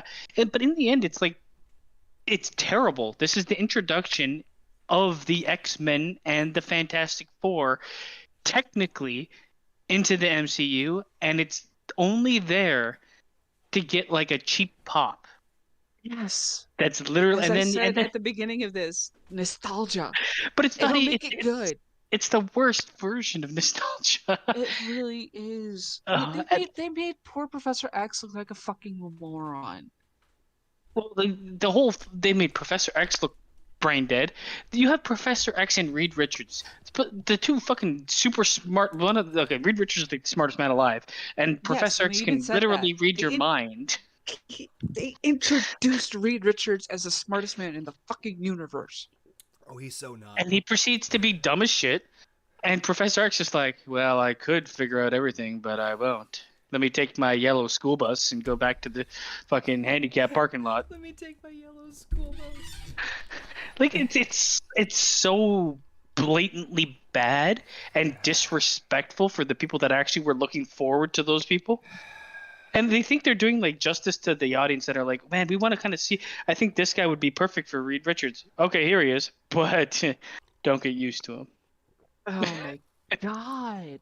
And like I'm telling you, after watching this, I talked to Conor, but I'm like, if they go forward and make Jack Krasinski or whatever, I think that's his name. Yeah. John Krasinski, if they make him Reed Richards moving forward, this is even more of a misstep. Huge, absolutely fucking huge misstep if they continue using him. Which I've seen already. They're not. There's going to be another one for the universe that is supposed to be our universe. I've heard rumors that ours might be Adam Driver. I hope that Adam Driver is Doctor Doom, and they get someone that is of similar age to play Reed Richards, because they're supposed to be I saw one doing the same, right? Yeah, I saw one. I've seen a couple. Somebody being this Indian guy. Blow that piece of junk out of the sky. I don't really care what, like, I mean, in all honesty, I don't think like the color or race of Reed Richards or anything is really that inherent or needed. And I don't care if they, to me, they could probably switch him up. But you know who should play the Thing? The fucking guy from The Expanse. Yes. The guy with because he looks like the Thing. But by the way, I've been working on a Photoshop of JP's face on it, where the quote goes, "Here's the Thing," and it's him as the Thing. Oh God. No, please God, no. Nope, it's already been over. All right, so okay. Remember how I told you, like, oh, there are moments in this where like I will unplug my brain and just enjoy for what it is. Was it cool to see different variations of different Marvel properties and genres in one setting? Yes, I'm not going to fucking sugarcoat it wasn't cool just by itself. I'm not talking context of story, just in the visualization of seeing fucking a Fantastic Four member with an Inhuman, with an X-Men, with Captain Marvel, with a Captain Carter, with, that was, I'm not going to lie, that was cool visually to see that for that moment. And then they opened their mouths and ruined it all. I wish Black Bolt opened his mouth and fucking killed everybody. So right. So there's a lot I have problems with all this. Is that it's not it's what does it serve? Like at the end of the day, disservice is what it is. No, I know that's exactly what it is. But the more I thought about this, right, the more I'm like, okay, they introduced the Illuminati. They're all spoilers, they're all fucking dead at the end of this. And okay, but what did they do? They revealed the Book of Vishanti to Doctor Strange, saying it's here. And then there's almost no purpose for, like, they do nothing to the I feel like this point of the movie it's on neutral. You can tell this was they tested the movie. The movie didn't test well, and they're like, we need to inject something that's going to get a pop from an audience. Like that's what I see in this, because it's literally could be taken out of this movie and nothing would change. And maybe right, and that's my biggest frustration. Like, and maybe because I'm spoiled from Spider-Man, because Spider-Man did a beautiful job in my opinion. At least it was of the nostalgia. Yeah, it made sense for them to get the other Spider-Man. This is like out of left field. But like even let's just say, oh, the Illuminati is going to tell Strange about this plot device to continue the plot along. Fine, but that didn't fucking happen. Like there was no them. It was like a gas stop on the way to the end of the fucking journey. That's the biggest frustration I have. I understand fan service, and I understand exactly what you're saying about, like, oh, the movie needs to... Fine. I can swallow that fucking business pill from Mickey Mouse and take it up the ass. Fine. I understand that. But at the least, can you just can you give me something that like there's a relevance as to why this needs to fucking happen? Nope. Other than the only thing. I mean, yeah, we get Christine Palmer, and we get a little bit of that moment later on, but that's Christine. I'm talking about just the actual Illuminati itself. It's just, it's infuriating. It's also she just so happens to be the fucking lab worker for the Illuminati. It's like, okay, I mean, the stars have aligned again. Like it's just, I can take that. The improbability. I can take it if it was the only time that this movie did that. It does it constantly. I know. Because they don't know how to write a fucking story. But that's really my what biggest. I would have done. My biggest frustration. The most intriguing thing was the fact that they had like the Ultron robots as like the security. Hey man, back to my idea of going between universes. You end up in a universe where Tony Stark has done what he wanted to do, and filled the world with whatever, but he might not be the Tony Stark we know of being good. He might still be the fucking militarized Tony Stark. Have that happen. That would be interesting. You get a Tony Stark promo or a cameo. Even though he's dead, it wouldn't really hurt the fact that he's died. There is a rumor that there was a rumor they were looking to have somebody, not Tom Cruise, but there was a rumor they were going to have somebody do, not Tom Cruise, a variation or a variant of Iron Man in this movie. The other part I guess I want to stress is that, like, and I saw someone there like, oh no, they explain what an incursion is, which yes, they do explain what an incursion is, which is the concept of, hey, you can't have somebody in one universe go to another one and stay there very long, because otherwise the reality blend. Well, and or they'll both just be destroyed. So if anything, they at least explain that plot point, which again could be explained by fucking anybody. But the problem that I have with that is the fact of like, hey, fuck stick. It's not like Doctor Strange was considering letting Wanda just go to the other universe. He was stopping her at every fucking cost. So it's just you know what I mean? Like, I can't find any fucking silver lining in the Illuminati. I just can't. From a story perspective. There is none. There is nothing from a story perspective. Like it starts with the bees. That was the beginning of the sharks jumping, and it just continued. Like this whole scene, I was like, oh god, no, oh god. But like no. I said, I can at least be like, yay, they're there. Fine, fuck it. Reed Richards' Mom Spaghetti. That's fine. I can take that. I fucking hate that.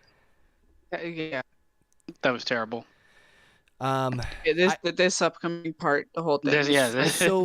But I will say this too, is that like, even just as a like fun little like, oh, okay, this Doctor Strange really fucked up, and they kind of like were covering the idea that he killed Thanos and him. So I mean, there's tiny plot points that they refer to as far as this, but I feel like it's either explained or emphasized better in later scenes or earlier scenes. But they were kind of like, oh, that's neat. But other than that, it wasn't like I was like blown away by like some of the storytelling aspect of it. So that's really my frustration. But anywho, meanwhile, Maximoff deploys the Darkhold to dreamwalk into her Earth 838 counterpart in Westview to interact with her children.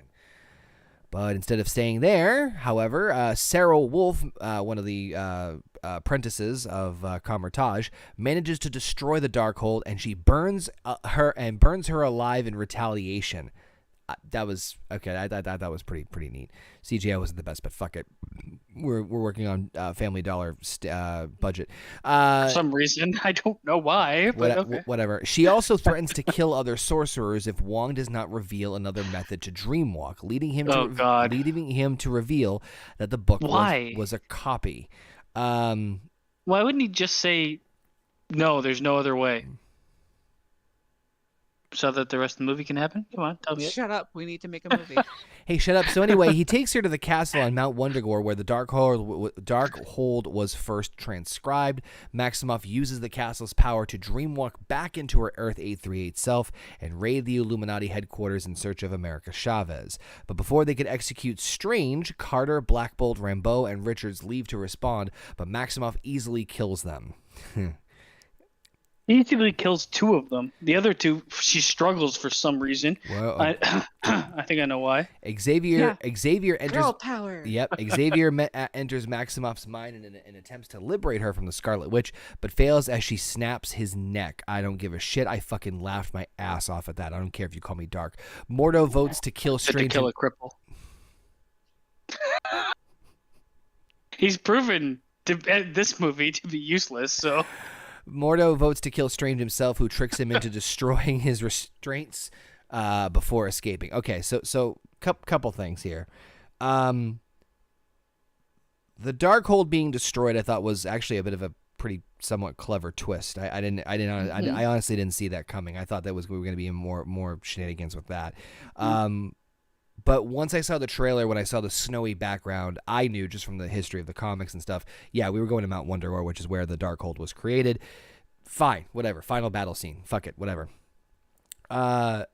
Wanda fucking...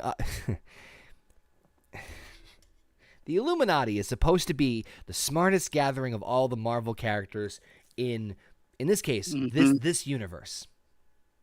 Sure.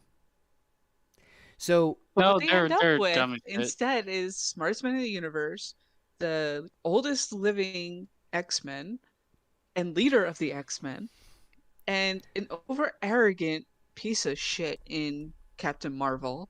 Somebody who has to use sign language or he kills everybody in the room, and then Peggy Carter. They're all so fucking dumb. All of them. No, all of them. The only the one D-list crew. The only one that shows any resemblance of intelligence out of all the Illuminati is Professor X. Thank fucking Christ.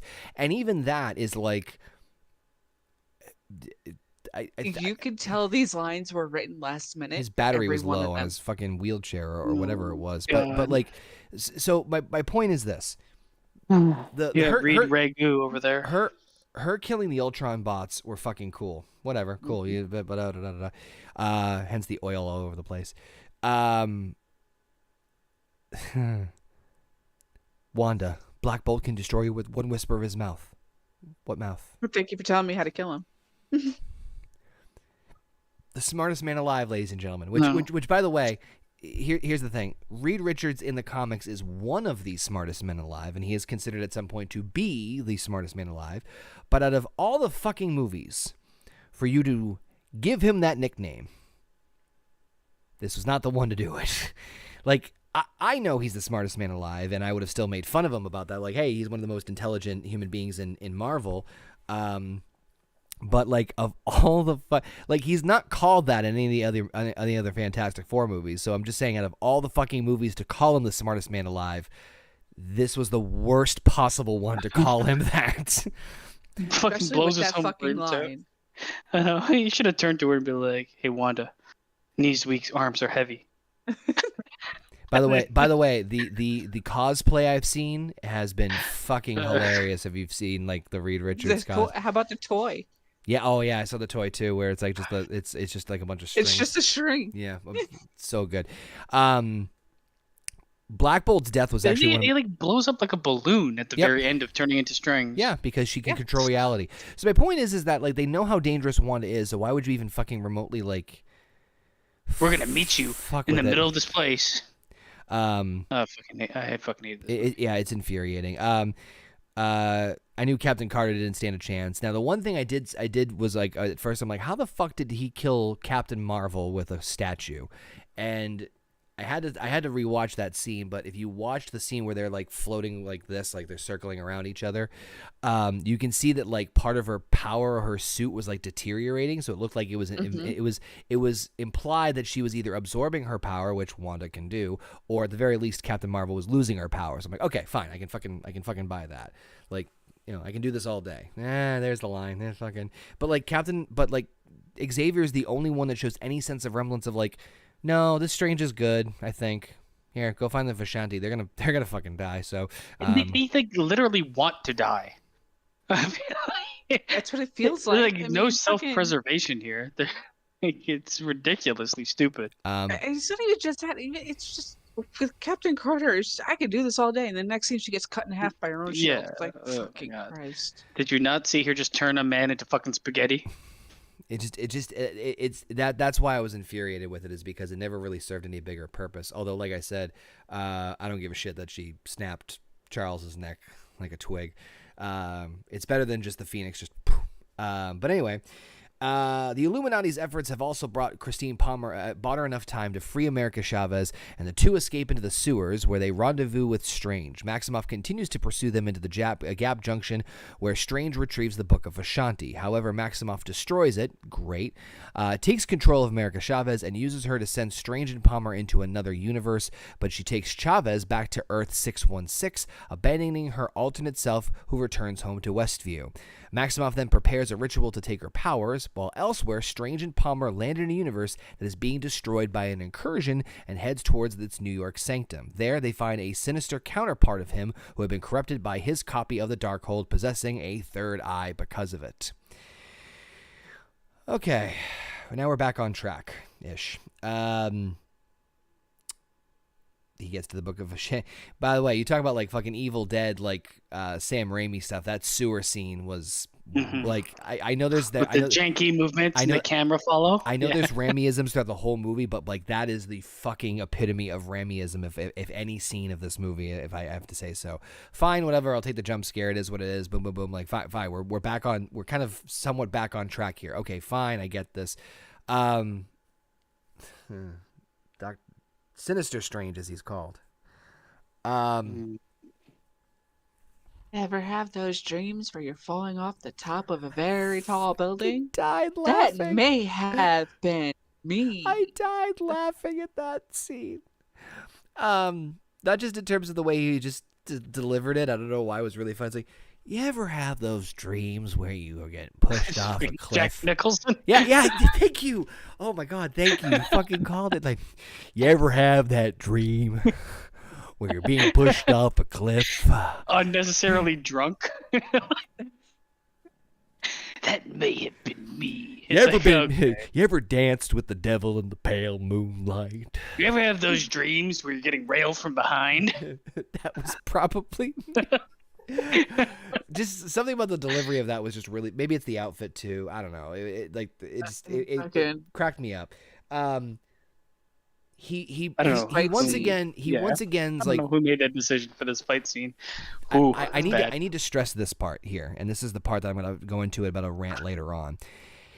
Sinister Strange reminds everybody of like, hey, the Darkhold exacts a heavy toll, and our Strange is like, yeah, I know it fucks up the universe. Like, no, it's not just on the universe that it's doing this stuff. It's also also on the reader. Yeah, and that's where the third eye comes in.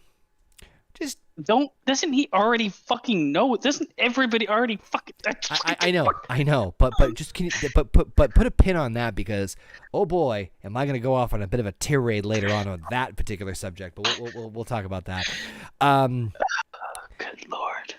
I think visually seeing an area that's deteriorating by an incursion was pretty cool. So if there's anything I take away from this movie, it is the idea of, I know what an incursion is, because I'm pretty sure that is going to be a very the entire last half of this movie is about the incursion. Well, what I was going to say was, I think that incursions are going to be a very pivotal part of Marvel MCU leading into Secret Wars towards the end.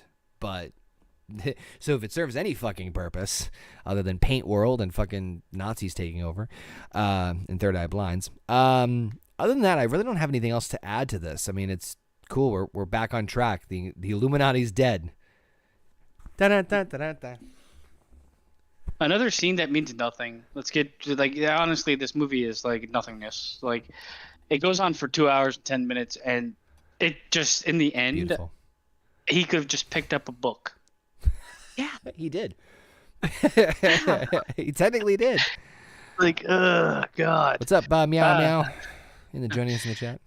I did like the visuals of the destruction of the place and what an incursion would look like. It's reminded me of like some video games I've played before with like a destroying, well, like Dark Souls and stuff like that, where you're in a place that's getting slowly destroyed. It kind of looked like Harry Potter-esque.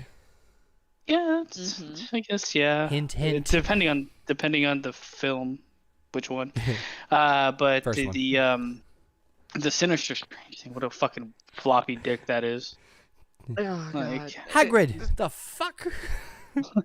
It doesn't fucking help that fight scene literally went from them fighting each other to him striking his hand on the piano and seeing the sheet music and go, I got an idea.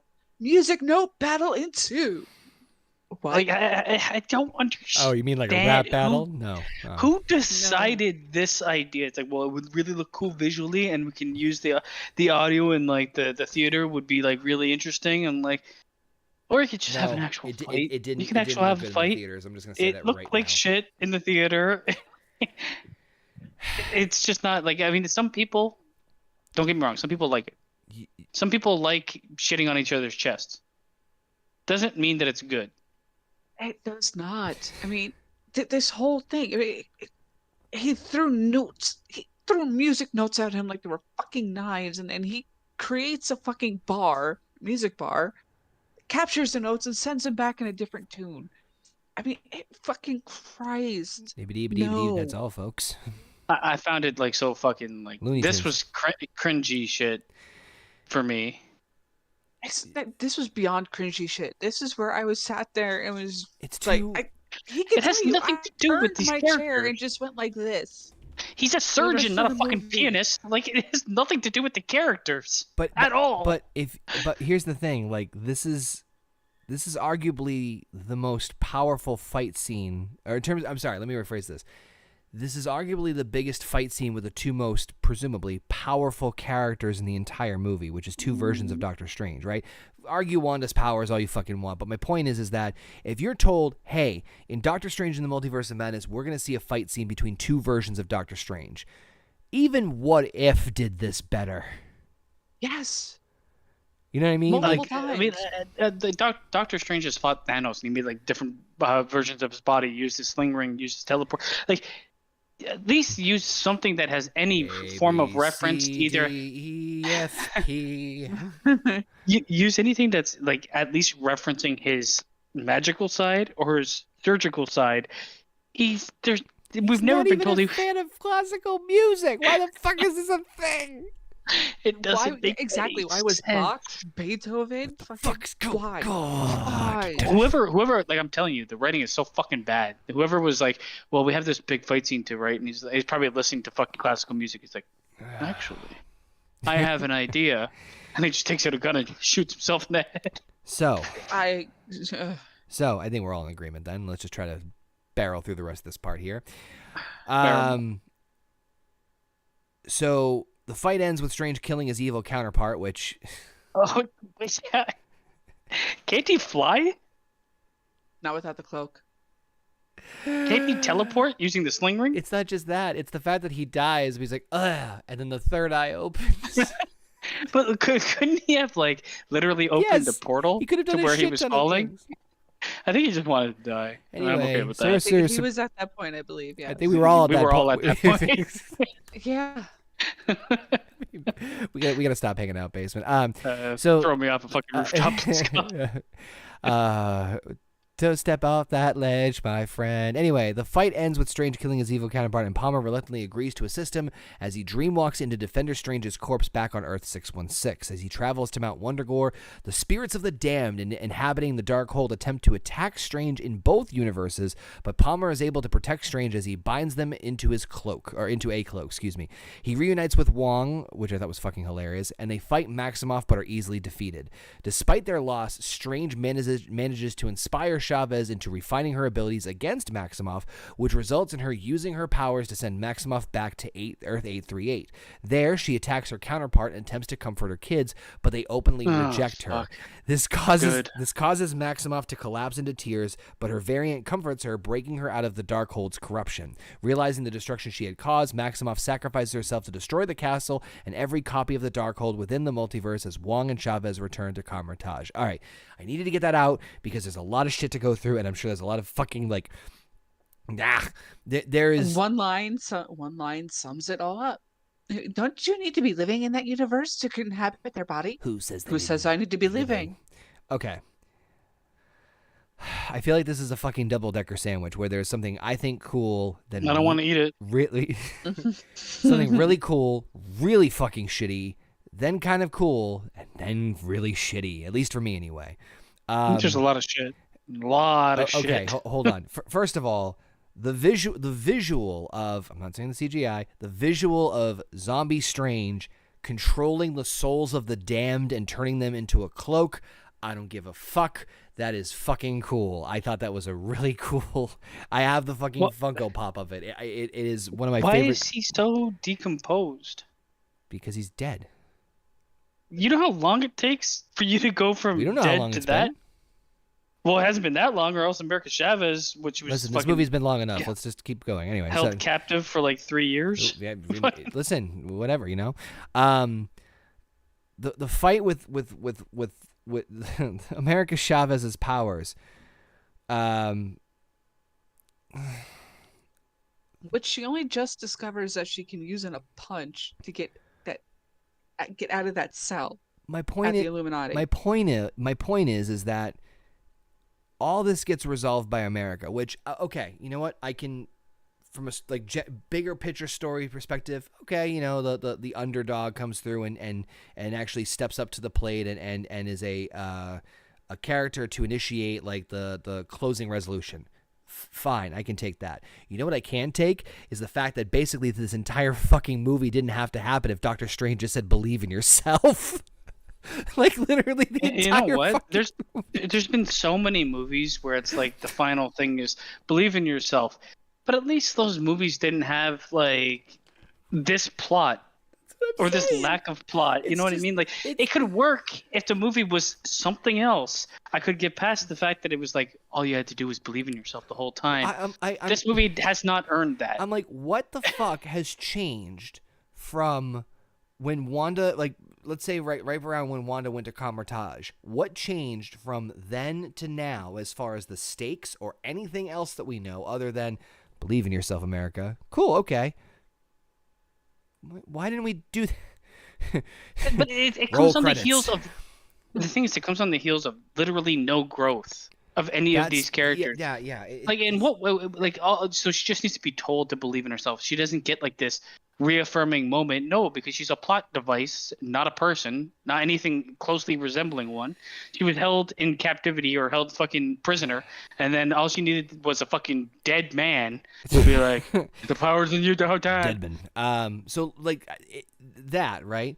She has the thing with Wanda, which I'm not gonna lie, I actually think that one of my favorite scenes of that is Wanda's interaction with her kids in the house, where like also dumb as shit. I know, but you can't get an emotional response from me in this movie because it's so unearned.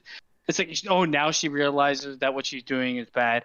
She burnt the thing got burnt a while back, and if I'm to adhere by the rules that it was so long ago that the man decomposed, you can see Heather's then she should have fucking kind of learned the fact that she already learned this fucking thing in the last series. He flat out fucking asked her, what happens to their mother in that universe? What happens then? Huh? She doesn't answer. To try and get her to focus and clear her. To fucking... He asked that question, but it takes her actually stinging it for her to understand. Yeah, she's the Scarlet Karen. The thing is, I get that. Like, it makes sense to like not listen to words of wisdom and have to experience it. She just had fucking 9 episodes of experiencing it. Yeah, it doesn't need to happen again. That's the other problem, is that like it's just not believable. Or at least showcase that like it's clearly the Darkhold and not her, that you can like snap. The Darkhold is gone. That's my point. But she's actually in the temple where the Darkhold was created, though. That's I guess she's totally. So she gets re-influenced. It's still so fucking stupid because it's a retread of the exact same thing that already happened to her character. Like, this movie did not. It's WandaVision, the sequel, which is the exact same as the first, just under a completely different like clothing, I guess. I don't know. Yeah. Fuck it, man. It infuriated me, like that whole thing. And then she fucking drops rocks in her head. Okay, cool. She dropped rocks on my head. It's infuriating. It's frustrating. It's very frustrating because this is. there are parts of it I still enjoyed, but like bigger picture, it's still like it doesn't make any sense. There's some visual things I think out of this, like I said before, like Doctor Strange, like the acting, like Elizabeth Olsen, like the acting, like some of the visuals. I don't really like the rest. Like you said with the Cloak of the Damned, that looked cool. I was behind that, but like it's to get to there, you don't really make any sense to. You have to like just fucking. I couldn't help it. I couldn't help but laugh either too. It's like Stephen Strange possessing the body of a dead soul is forbidden. Like I don't know. Like there's so many fucking things that were just like funny to me. It was so fucking Evil Dead. If I heard "Swallow Your Soul," I was gonna piss my pants. Ash vs. the Evil Dead. Pants. Well, Ash vs. the Evil Dead. Any of the Deadites talk. Right there. Swallow Your Soul. Yeah, that's it's Swallow Your Soul. So anyway, they return to Comertage. Before they both return to their home universes, Strange admits to Christine Palmer that while he was away, that he has always loved her and he was too insecure about committing to a real relationship. 838 Christine tells him to face his fears. Fucking just stop. Comertage begins to rebuild as Chavez starts her training in the mystic arts, while Strange returns to New York and repairs the watch his Palmer gifted to him. He takes a walk afterwards, only to collapse and cry out in pain as his third eye opens. Dun dun dun. All right, let me just get to the end. Let me just get to the mid-credit You know scene. what needed to happen? What? No, it doesn't need. He's in New York, right? He's in New York, Yes. right? He's back home. Yep, he falls on down to his knees in the middle of the fucking road in New York. That man is getting run over. I was about to say no. He knows magic to stop him, but so did Sinister Strange to stop him from being impaled. His eye on the open. fence. He gets hit by a bus. Credits roll. Doctor Strange will not return. No, I got one more rant to go on, which is the mid-credit scene. So in the mid-credit scene, we see Doctor Strange is approached by a sorceress, who we know is Clea, who warns him that his actions have triggered an incursion and they must put a stop to it. She opens a portal to the the dark dimension, and the two walk in as he showcases his third eye. Oh God. Okay. So there wasn't much to take away from this movie, but there's one thing that really this is another one of these things that I'm gonna fucking really scream at about the writing. And trust me, as we've well established, there's enough to scream about this with this writing. The one thing that they hammered in at least more so towards the end, more than any other part of the movie, is if you use the Darkhold, there is going to be a punishment for it. You will have to have some sort of suffering. You'll have to have some sort of sacrifice. Right? Cool. Mazel tov. Third eye blind. Fuck yeah. The ending of the Doctor Strange movie with him collapsing and screaming with the third eye established that. As corny and lame as it is, fine. I get that. That makes sense. It's the idea of we're going to walk away from this and not everything is going to be hunky-dory, especially considering we just killed the entire fucking Illuminati, but that's beside the point. The mid-credit scene completely flips the script on that. Mm-hmm. He is fine with it. He shows no, like, pain or suffering or that it's, like, a problem. It's like, you know, I fucking wouldn't have been surprised if he fucking winked with the damn thing at her. Like,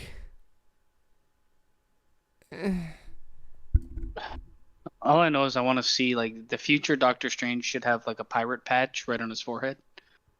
Oh, God, no. No, man, who? So let me ask you this question.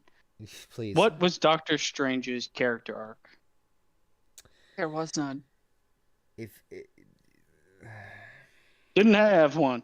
What was America Chavez's character arc? Oh, she didn't have There one. was none. The only character, it's not even an arc, but the only development. What was Wanda's character arc? The only rocks. The only development that Strange had in any sense whatsoever was coming to grips with the end of his relationship with Christine Palmer and moving on. That is it. It's the thing nobody cared about. I understand that, but I'm just saying is that if there is anything that changed from Strange, it is that. That's it. It's so poorly like featured in this movie. It's backwards because they showcase that he's like over it, and then as he's going through it, he's not clearly over it. I'm not over it. But they don't even focus it as a main, like, just, oh God. I really hope the third one's better, if there is a third one, because at this point in time, like the biggest problem with this movie is it disregards its main protagonist. It's not a movie about Doctor Strange. It's not a movie about anybody, really. It's a movie about fucking things happening and nothing really matters. Like it introduces America Chavez, unlikable, because they do nothing with her. She could be replaced by a brick with a fucking American jean jacket on. Yeah. Like, and also, what the fuck? And her power presents in the shape of a star. Oh. I'm the only one of my kind. I have nobody else like me in the multiverse. I grew up on an alien planet with Spanish lesbian mothers, and they called me America. American male. I don't know. I'll be honest. I'm kind of tapped out after this. So I mean, at this point, well, I was tapped out before this. Like you heard me last time. I was like, man, Marvel shit's starting to get to me now. And you know what it is? I haven't had a break of something good. No. In the past, we would have had like, oh, there's a couple bad ones, and then you get like something. I like this. I enjoyed this. I was wanting to watch this. This will be Basement's last time on the Marvel Roundtable for a while. Now I'll just tell you that much right now. No, now it's just hate watching, and it shouldn't be, but it's going to have to be because we just have to pull the Band-Aid off, man. We only have 4 properties left, and then we're caught up. It's like they've given up. Yes. Well, and like not making money. Obviously, they're going to rake in money regardless of what they do. They're phoning it in some cases, but so I'm going to throw it over to Heather first because I can just to rip this Band-Aid off. Your overall thoughts on Doctor Strange in the Multiverse of Madness, and what would you rate it out of 10? I'm very curious about the rating. I'm going to be honest with you. This is going to be another one of my extreme low ratings. I figured as much. This movie had the potential. It had the potential to be something fucking fantastic because of the fact of it being the multiverse. And probably the most clear explanation of the multiverse we're ever going to get aside from Endgame. Up until this point, yeah. And it's just, why did they have to dumb it down? Because that's exactly what they did. They fucking dumbed this movie down to the point that they almost went backwards. Yes. We have no explanation for anything. We don't have an explanation for America Chavez. We don't have an explanation for her powers.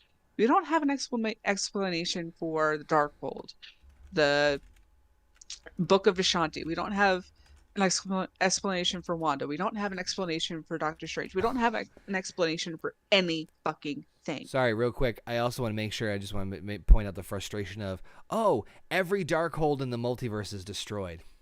Sure, continue. It's just, yeah, yeah. Sure. They.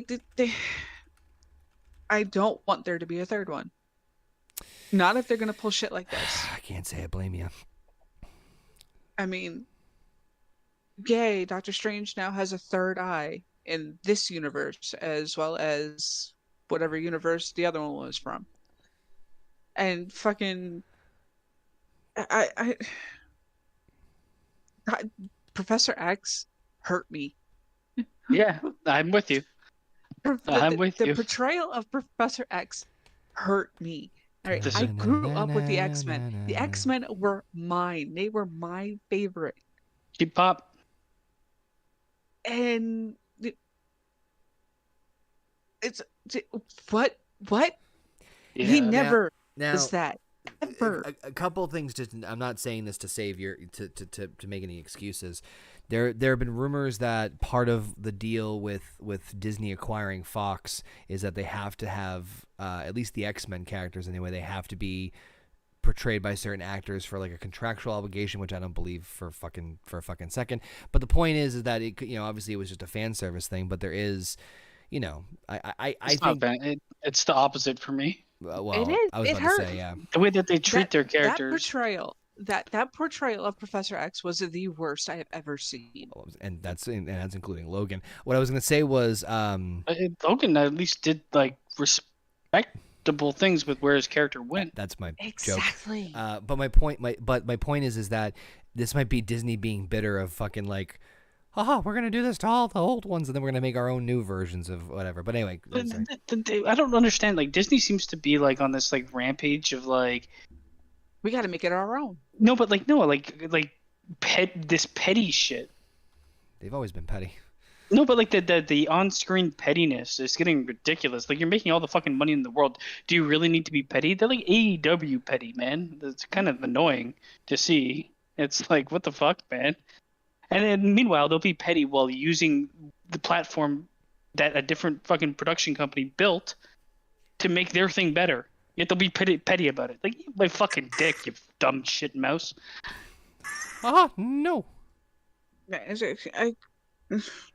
So So I turned this movie off 15 minutes before it ended to get on the call with these guys because we were busy running around all day. I didn't get a chance to watch it until we finally got here to the hotel. So it was one of those things of, oh my god, no, I don't care. I'm turning it off. Basement forced me to finish the rest of it, and my rating at best, because there are some cool parts in this, and they're very far and few between, but 3.5. All right, you're actually not too far off as far as where I was pretty much at with this. So, Basement. I mean, no, we've talked about everything that we kind of hate about this movie. I do want to add the fact that America Chavez is struggling with the making fucking sparks in a circle, where Ned, literally the movie released before this, had no problem doing it whatsoever with no explanation. It's all about concentration.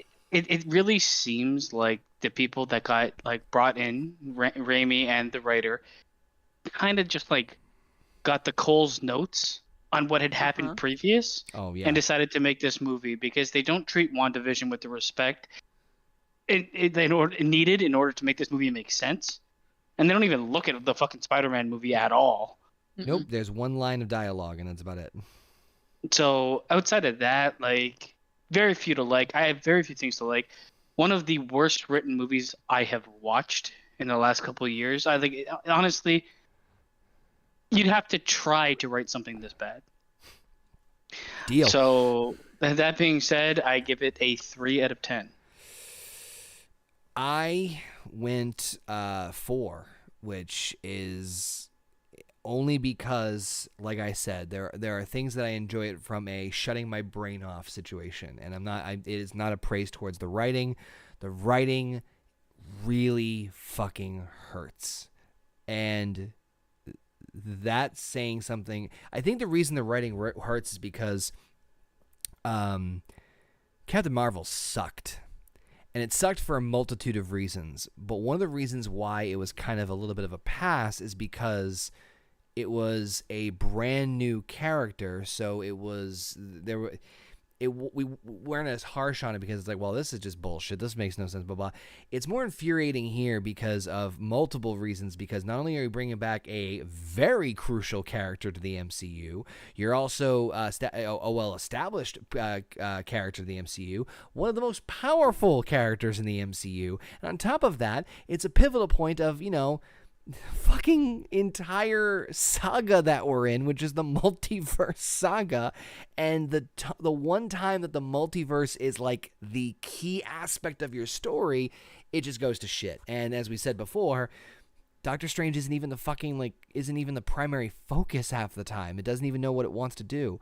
I only say 4 because there was a couple of visual things and things that I did appreciate and liked about the movie, but it was very, very, very minimal compared to others. So I give it a 4, and I'm being generous with that. If anything, I'd probably lean more towards Basement with like 3.5 or Heather's 3. Like it is woof, and I feel bad because hurts me with this one. What's that?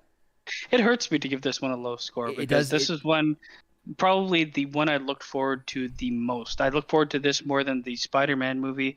I look forward to this more than any of the other movies that they were going to do in this phase, or at least up to this point. And it's just the fucking wettest of farts. It really It hurt. really is. And just to clarify here, I gave Spider-Man a 2. I'm changing that 2 to a fucking 5.5 because of this movie. Wait, do you mean Moon Knight? Moon Knight, yes. Sorry. Yeah, I think you gave Spider-Man a 5.5 or 6 or something like that. I'll take that. Fucking A. Moon Knight at least has a story, and like at least there's new characters. This is like, I think it really suffers too from having Strange and Wanda like retread just old ground. I was looking forward to like a new villain, looking forward to them going through. There's so much potential, and it's so wasted. That's really the overall bummer part of it. But before we make this thing any more miserable, we're going to wrap up this edition of the Marvel Roundtable. I want to thank again Heather and Basement for, depressing them even further on a Monday evening with this movie. Basement, Heather, thank you guys again for popping in. Any last minute tidbits before we wrap up here? Fuck Doctor Strange. Fuck Wanda Maximoff, and fuck Christine. Well, she's dead, so well, Wanda is presumably dead anyway. Stop hiring fucking somebody that's written one episode of Rick and Morty. Just stop, please, God. Yeah, please don't. Get some established writers up in this bitch, man. We want to thank everybody for tuning in and joining us live here on the channel, youtube.com/hornygoat, and listening to us on your favorite podcasting platforms, whether it be Apple, Spotify, Google, or anywhere in between. We do appreciate it. Make sure you check out all the other cool stuff, again, on the YouTube channel, such as gaming streams, no bucks given, and everything in between. When we return to the Marvel Roundtable next time, we are going back to Disney Plus, as once again we are introducing ourselves to another new, younger character in the Marvel Cinematic Universe with a Pakistani background and exploring the origins of Kamala Khan with Miss Marvel. I might need 2 weeks on this one.